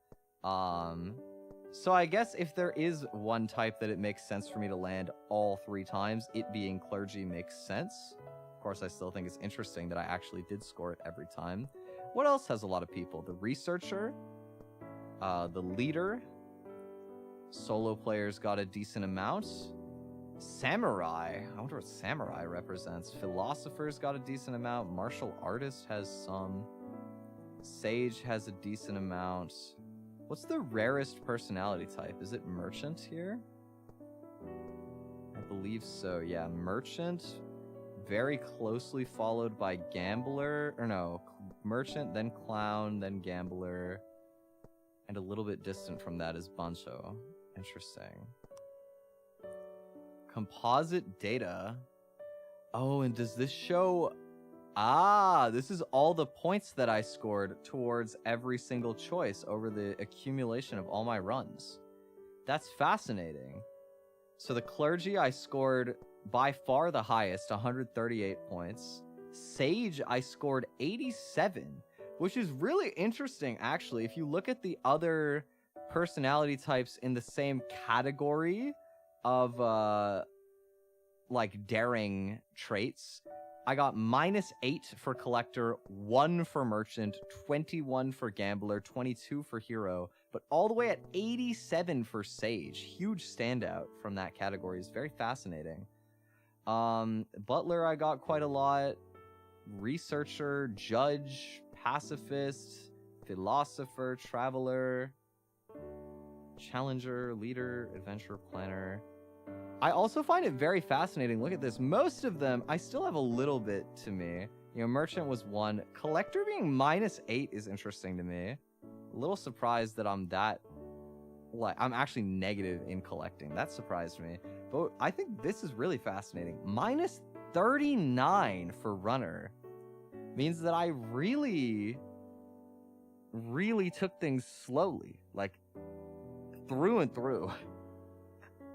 You know, even in the last playthrough, scoring me some runner points for, like, skipping over that one area and going forward a little bit to try and get specific things done, I still have a -39 in running. It's fascinating, dude. I kind of want to go through and read a little bit about what all of these personalities are. Let me indulge my interest here today. I know this is a very nerdy stream for me, but you guys know me.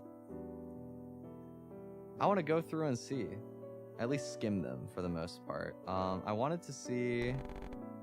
So this is my type that I got every single time without fail, is clergy. Clergy of morals based in compassion. You likely act on feelings of sympathy without hesitation, even if you clearly stand to gain nothing. I think empathy more than sympathy, but touche. You might offer help to the needy and work to put just a little more happiness in the world, and you might fully lend an ear to anyone who isn't getting what they deserve. The world would be a lonelier place without people like you. Aw, that's sweet. I really do try to be like this. Sage, interestingly, was my #2 personality trait. As a daring one, sages prepare for risks, dangers, and any eventuality. If you see a risky-looking switch, you tend to hesitate to press it. Knowing your own abilities, you never overdo it, and try to up your odds of survival, if only by 1%. When asked to bet it on a coin flip, you might consider not taking the bet at all. Perhaps that attitude will make your future more of a guarantee. That actually might be truer than I realized. I don't know that I want to get into it right now, but I maybe relate to that more than I thought I did. Fascinating. And then Butler was my other #3. One who doesn't doubt, doesn't lie, trusts others, and can be themselves. Morals. Butlers are honest, accepting of others, and obedient to themselves. Even if it's not logical, you seek to make the most sincere choice. When you haven't fulfilled a promise, you might have the courage to admit you haven't done so. It's truly difficult to be honest to oneself, yet it may come naturally to you. That honest heart may elevate you to being someone deserving of trust. Well, I do very strongly resonate with this type as well. I really do value honesty extremely highly. I often find that I try very hard to uphold my promises, and when I don't make them, I try my best to sort of explain, even if I can't make things better, just to communicate, and it feels like the least I can do, right? And I try to be of service to people as much as I can, even if it's not logical, even if it's unreasonable. Wow, I actually relate a lot to these choices. And then it said my most distant type was runner. Runners are led to take the shortest route in terms of goals and methods, as if soaring on great wings. Even if offered a tempting diversion, you can beat the allure and prioritize getting closer to your goal. Another notable quality is taking efficient action. You're able to handle tasks swiftly and produce results in short order. That talent can sometimes make you shine, perhaps blindingly so. Yeah, no kidding. This is... I think the part about people like this being, you know, very, like, radiant metaphorically, and this being very not me, are both super real. I extremely agree with this. Wow. Let's go through and read a bit about the other types, because so far I actually think this game is really brilliant, even just in like the personality types and the way they're written. Adventurer. Adventurers have a burning desire to see new, unseen worlds. You want to go places you've never been, and your heart bursts with excitement. You might have explored back alleys, entered a shop because you've never been, or searched for creatures in a gutter. Even illogical actions are part of who you are. You're just curious to know what'll happen. This passion lets you see beauty in things others show no interest in, no doubt enriching your life. I definitely think that in some ways I do encapsulate this, but not super strongly. This is more of like a somewhat, which I think is how I was scored. Researcher. This was another one of my very high up types. This almost made it into this made it into a couple of my playthroughs. Researchers are passionate about learning and collecting knowledge, not just literal study and learning. You question minor day-to-day events, curious to know what goes on in the background. You might immediately look up things you wonder, or enjoy reading game manuals.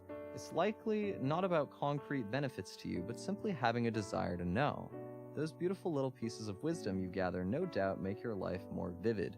I super agree with this too. I love just sort of like learning about the little stuff and like just like micro analyzing a lot of stuff on a broad scale. Man, my personality is just all the different layers of being really unemployed, huh? What else do we have? Artisan. I think I got some points towards artisan. Artisans will fixate on a single choice, thing, or matter. You feel there's value in making focused choices. You might have preferred first move in rock, paper, scissors, or usual meal at your favorite restaurant. You likely don't think you're being particular. You always just pick on instinct. That fixation allows you to be a person with a strong core. Yeah. I think sometimes yes, sometimes no. I like to experience a variety of things, but I also find it very grounding to have certain things that are very, like, fixed in my life, so I could see this being, like, somewhat. Traveler. Travelers like change and are enthused about living flexibly. You opt for new experiences, ideas, and choices, and can cope with any changes. You might tend not to feel stressed by change or avoid having the same meal 2 days in a row. You can give up things part way and adapt to your environment. That flexibility lets you thrive in any circumstances. People who are like this are really cool.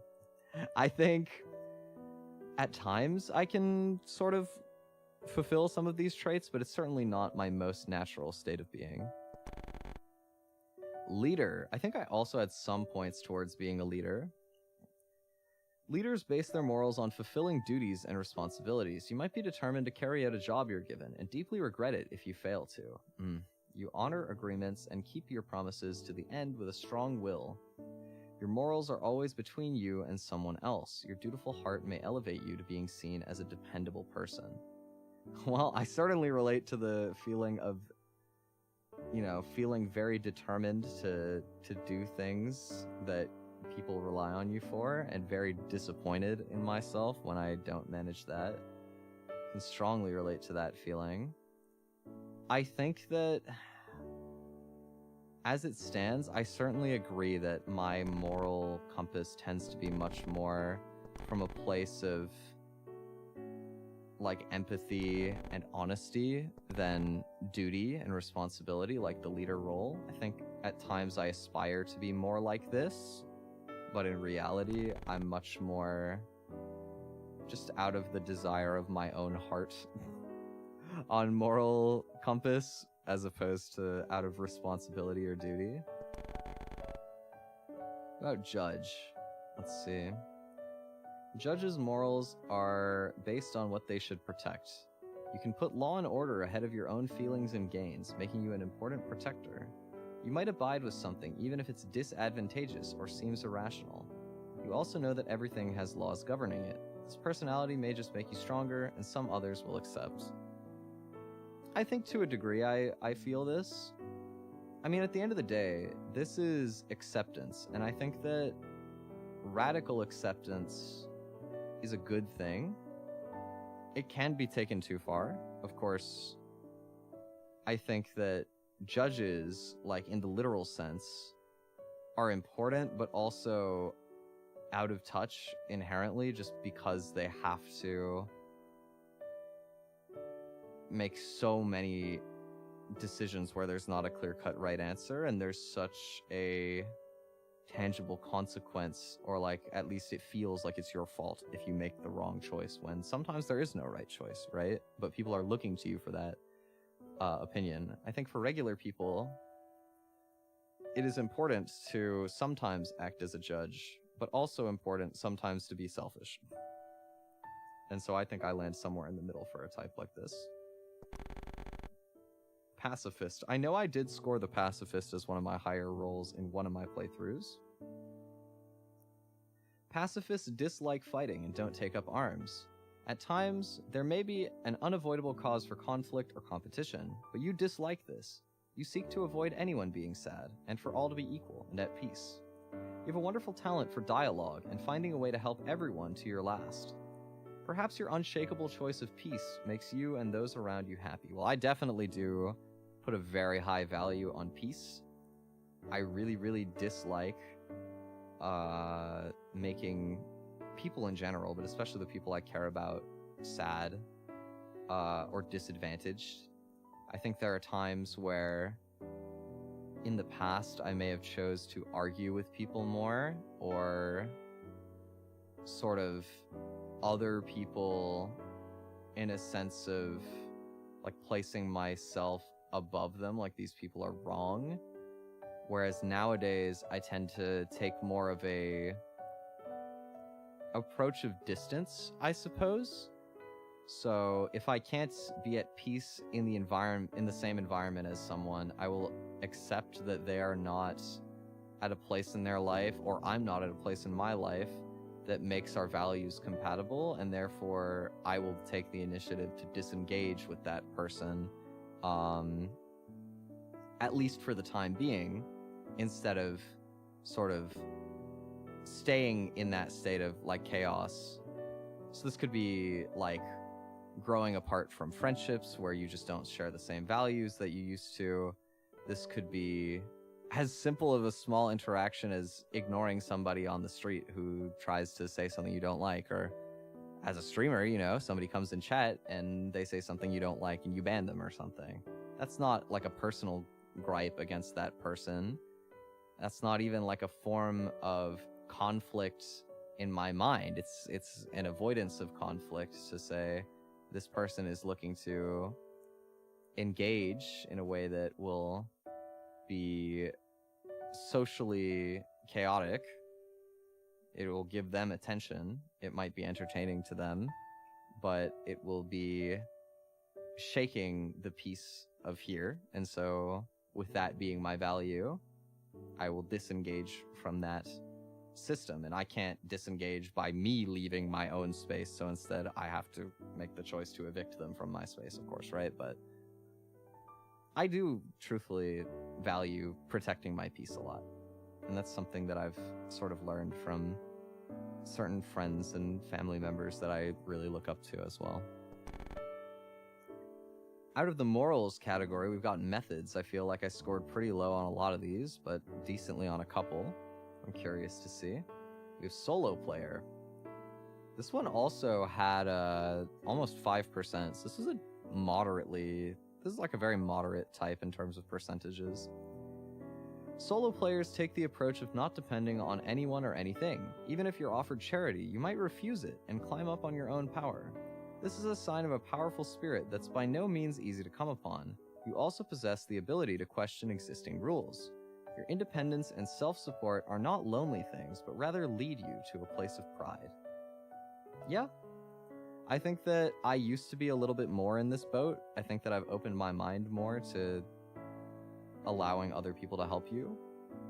But I like the independent quality of the solo player. I think that it's very nice in life to have some things that you want to accomplish on your own merit, and also to have the willingness to sort of come up with your own values and take pride in moving towards those things on your own, I think is a great quality. Bancho. Bancho are the most proactive of all and aren't picky about means of resolution. I think this was Nahi's type in her first playthrough. If there's a stubborn locked door, you may choose to bust it open if there's something important inside. You have immense strength, which births ideas, not bound by existing rules. At times, you may make choices that involve sacrifice, yet these are steps only you can take, and indeed, are great strides towards resolution. Yeah, I mean, I think this kind of type is born of a difficult life in your developmental stages where you kind of just learn to put all of your value on results. I think that it's not inherently a bad thing by any means. I think that the strongest thing about this type is that you will have the agency to get a lot done. I think the most important thing for being somebody like this is to balance that personality with the ability to slow down and make sure you are doing those things for a deeper reason, right? Making sure that you go through and get things done can be extremely prideful, but only if you actually value those successes honestly and you really internalize the things you're moving towards, right? Because you can always keep moving the goalpost, right? So it's a very delicate type, I think, despite what the description would imply. I think that there's a really high potential for people like this, but sometimes you need some balance. And I mean, the truth is every personality type needs balance. It's just that personality specifically is very, very much so, I think. Same with the runner, right? The ability to be very focused in your efforts and goal-oriented is extremely powerful when harnessed right. I mean, it's very powerful either way. The thing is the power yours, right? Are you personally sort of emotionally benefiting from the sacrifices you're making? That is like what it boils down to a lot for these. And I think that I have a very hard time. I think I had an easy enough time growing up that I have a very hard time sort of sacrificing a lot for results at my current point in life right now. And so I can't necessarily be the most relatable to some of these types of people. And yet I find myself surrounded by a lot of them and aspiring to a lot of them as well, which is very interesting. What else do we have here? Challenger. Challengers are learners whose approach is to learn by doing more so than learning at a desk. You might ignore tutorials and games and just start playing to figure it out. With your willingness to simply give it a try, sometimes you can learn skills faster than anyone. With both curiosity and bravery, you feel you must experience things first, even if you get hurt of it. That spirit of practicality can also help you endure any change in circumstances. This is a very good personality type. I think that I have learned the skill of being a challenger more as I've gotten older. I think I still tend to be much more like the research type, you know. Let me mull over everything a little bit, you know, let me have some foresight of how it might go. Let me try and, you know, find some knowledge that might be helpful to me going into this experience. But there are also times where I want a blind experience and I will choose to omit information and just enjoy experiencing something for myself. And there are also times where I think you just, once you've got that little bit of a start, it's really beneficial to live it, right? Because I think that ultimately, you know, theory is amazing in theory, and practice is amazing in practice. You can have all the theory in the world with no practice, or all the practice in the world with no theory, and you're probably not going to get to the height no matter what. But you can learn the theory intuitively through practice, but you can never learn the practice intuitively through theory. You have to do stuff, right? So I think this is a good quality to have. Although I do like the tagline of a clearly dubious mushroom, wonder how it tastes. That is fun. Let's see. Planner. I think I scored decently high for planner, which I would agree with. Not like super high. It was like a middling trait for me, but Planners can make preparations before doing anything. You might read game tutorials carefully and not mind looking through manuals. Preparedness isn't just making punctual arrangements, but the mentality of being ready for anything. You likely have a perfectionist side, doing everything you can do and rarely compromising. For this, you may be dependent upon winning stability and the trust of others. Well, I think I would like to become a lot more stable than I currently am, but otherwise I think I encompass this, and maybe in the future I'll be more ready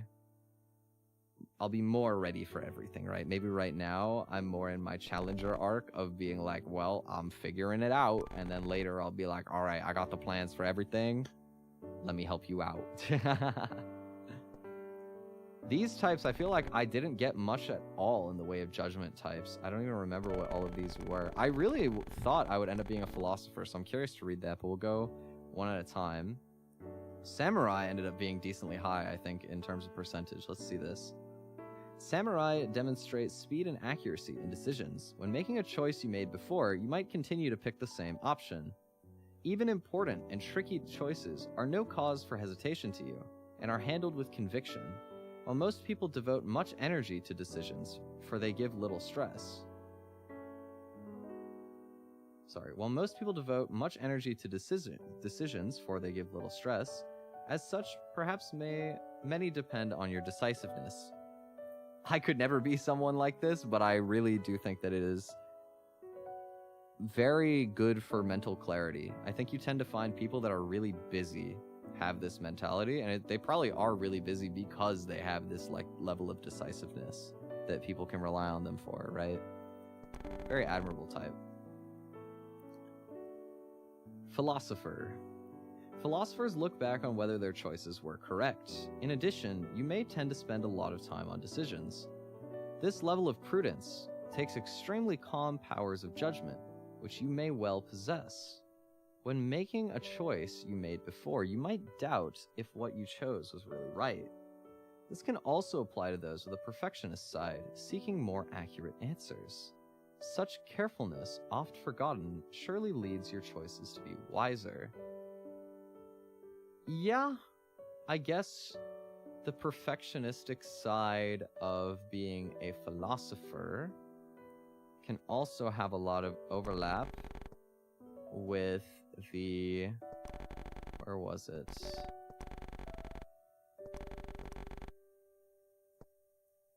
Where's the type I was thinking of from earlier?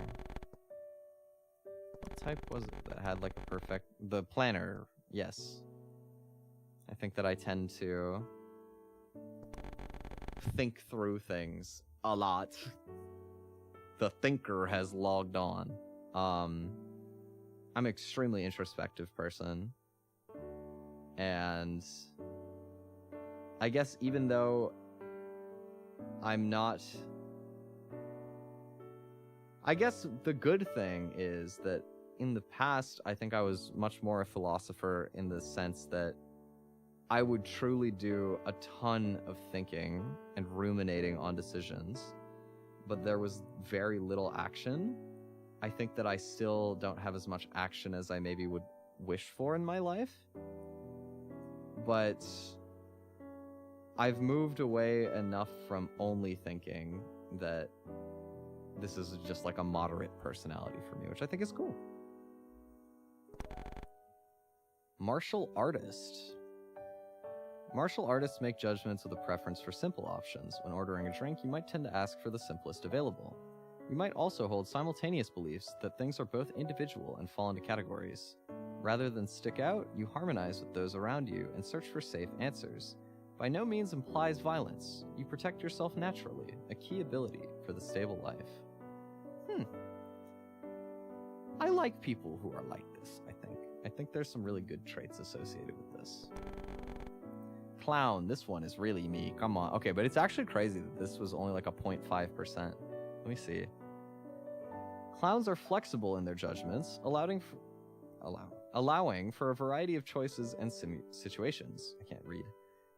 You might tend to order 3 different... Okay, I'm going to restart my reading because I can't read. But clowns are flexible in their judgments, allowing for a variety of choices and situations.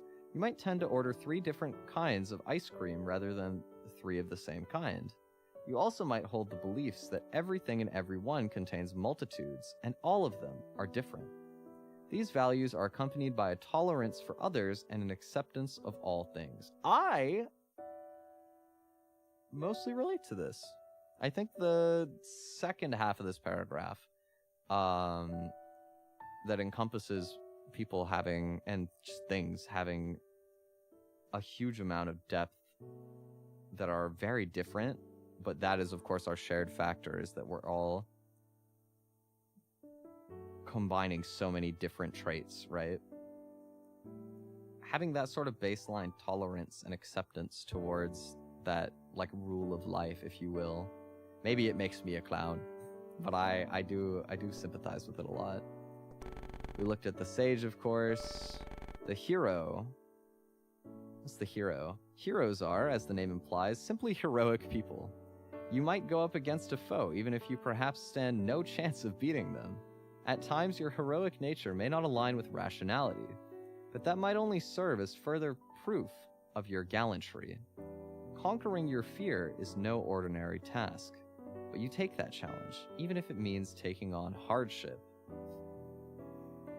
I think that people like this are really cool. At times, I feel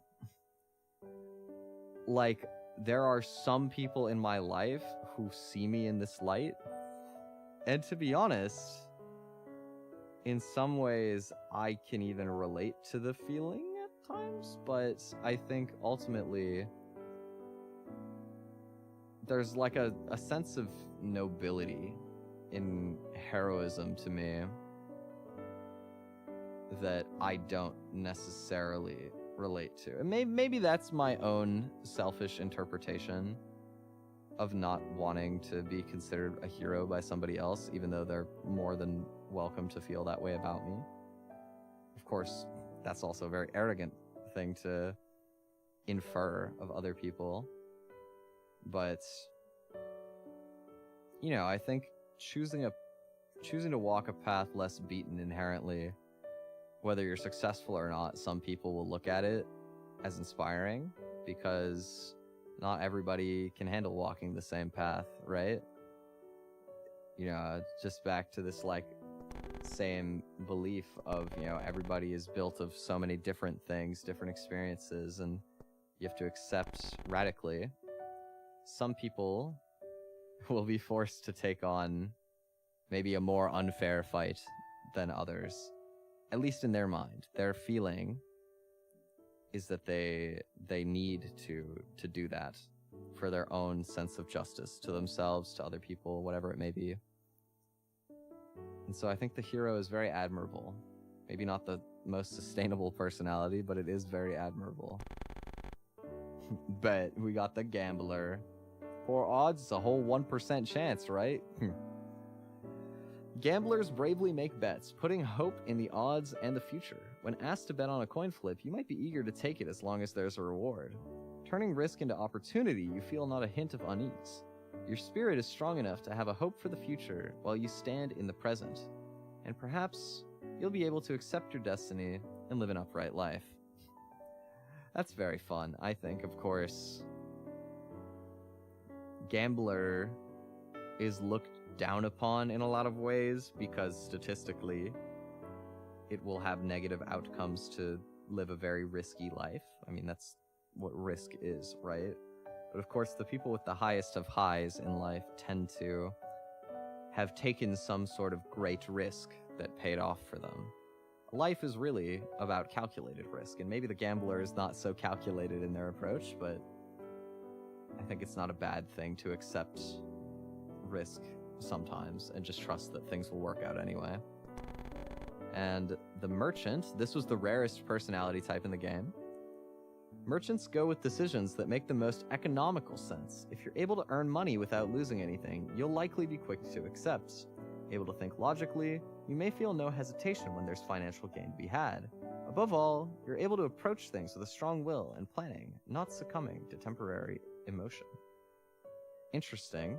I think I can see why this would be the least common personality type, because realistically, if you're able to earn money without losing anything, then realistically you're losing your morals, because money doesn't just happen like that. Maybe you're not losing anything, somebody else is losing something, and you're accumulating like a debt of guilt. If not, you know, if you're sort of gaining money unjustly off of the backs of other people, then odds are that you are losing something else more slowly, I think. Of course, there are also times where realistically it's not unjust to gain money. Maybe you have something that somebody else needs, and value is subjective, right? At the end of the day, you may feel like you're offering a price too small, and the other person might feel like they are, you know, being lucky to pay so little when you, or like, sorry, they may feel lucky to receive like more than they expected when you're thinking, oh, I wish I could offer more. And conversely, you know, there could be times where it's the other way around, where you have not enough to offer and they're offended that you would offer them, or you think you have enough and then they're offended that you would offer them so little. That's a thing that can happen too, but it is really wonderful when you have an opportunity to sort of make a trade where both parties feel happy with what's going. So I think it's very uncommon, because the circumstances to truly earn money without losing anything, at least anything of value, because obviously money is inherently a tool of losing one thing and gaining another. I think it's very rare that you can acquire money without sacrificing something of some level of value to yourself. But if possible, a lot of people would resonate with it, I think. And last but not least, the collector, which I also scored negative points for, interestingly. Collectors don't let any chances slip, whether a present fact or a future possibility. If an item you want is on discount, you might tend to buy it without hesitation. You're also able to patiently wait for opportunities and prepare for future ones. Above all, you have an antenna-like accuracy for knowing what's an opportunity. This surely gives you the grip to grasp them in your hand. You know, I do be hesitating, even on stuff that I want. I think that as much as it's easy to like to consume like random information or pick up random items when you're playing a game or stuff like that, to fully encompass that is a lifestyle most of us probably don't lead, myself included. But wow, my god, this game went a whole hell of a lot deeper than I thought it would, truthfully. This game went so much beyond what I initially thought it would. And I am extremely grateful to have played it all the way through. I think I will be encouraging some of my friends to go through and experience this game in its totality themselves as well, because I thoroughly enjoyed my experience here. And I think ultimately, I actually think that as a holistic personality measuring tool, this game is one of the most accurate pieces of media I've ever seen. I think that this is significantly good compared to my experience of other like personality assessment tools and quizzes. This game is truly brilliant.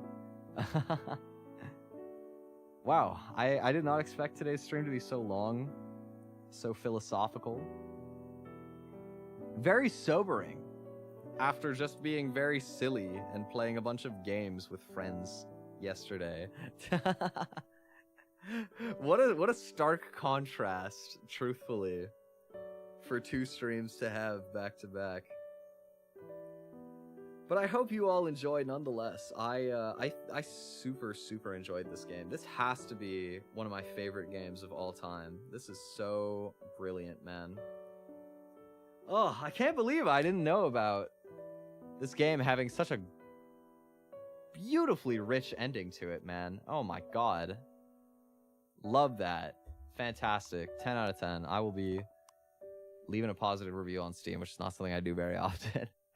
But I have to put that back into the world. But thank you guys so much for hanging with me. I don't have a schedule put out for next week.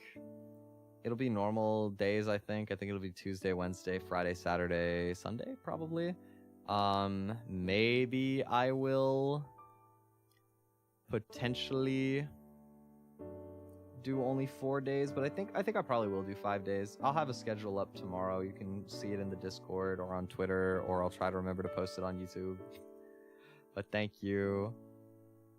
Yeah, I hope you enjoyed. I think this is a very lurk-friendly stream anyway. You know, I was very much introspecting today a lot. Maybe my wisdom was interesting. I don't know. I think if nothing else, the game was very brilliant, and I was just happy to be sort of a passive spectator to that. But thank you guys so much for hanging with me. I hope you have a wonderful rest of your day or evening, and I will see you on Tuesday.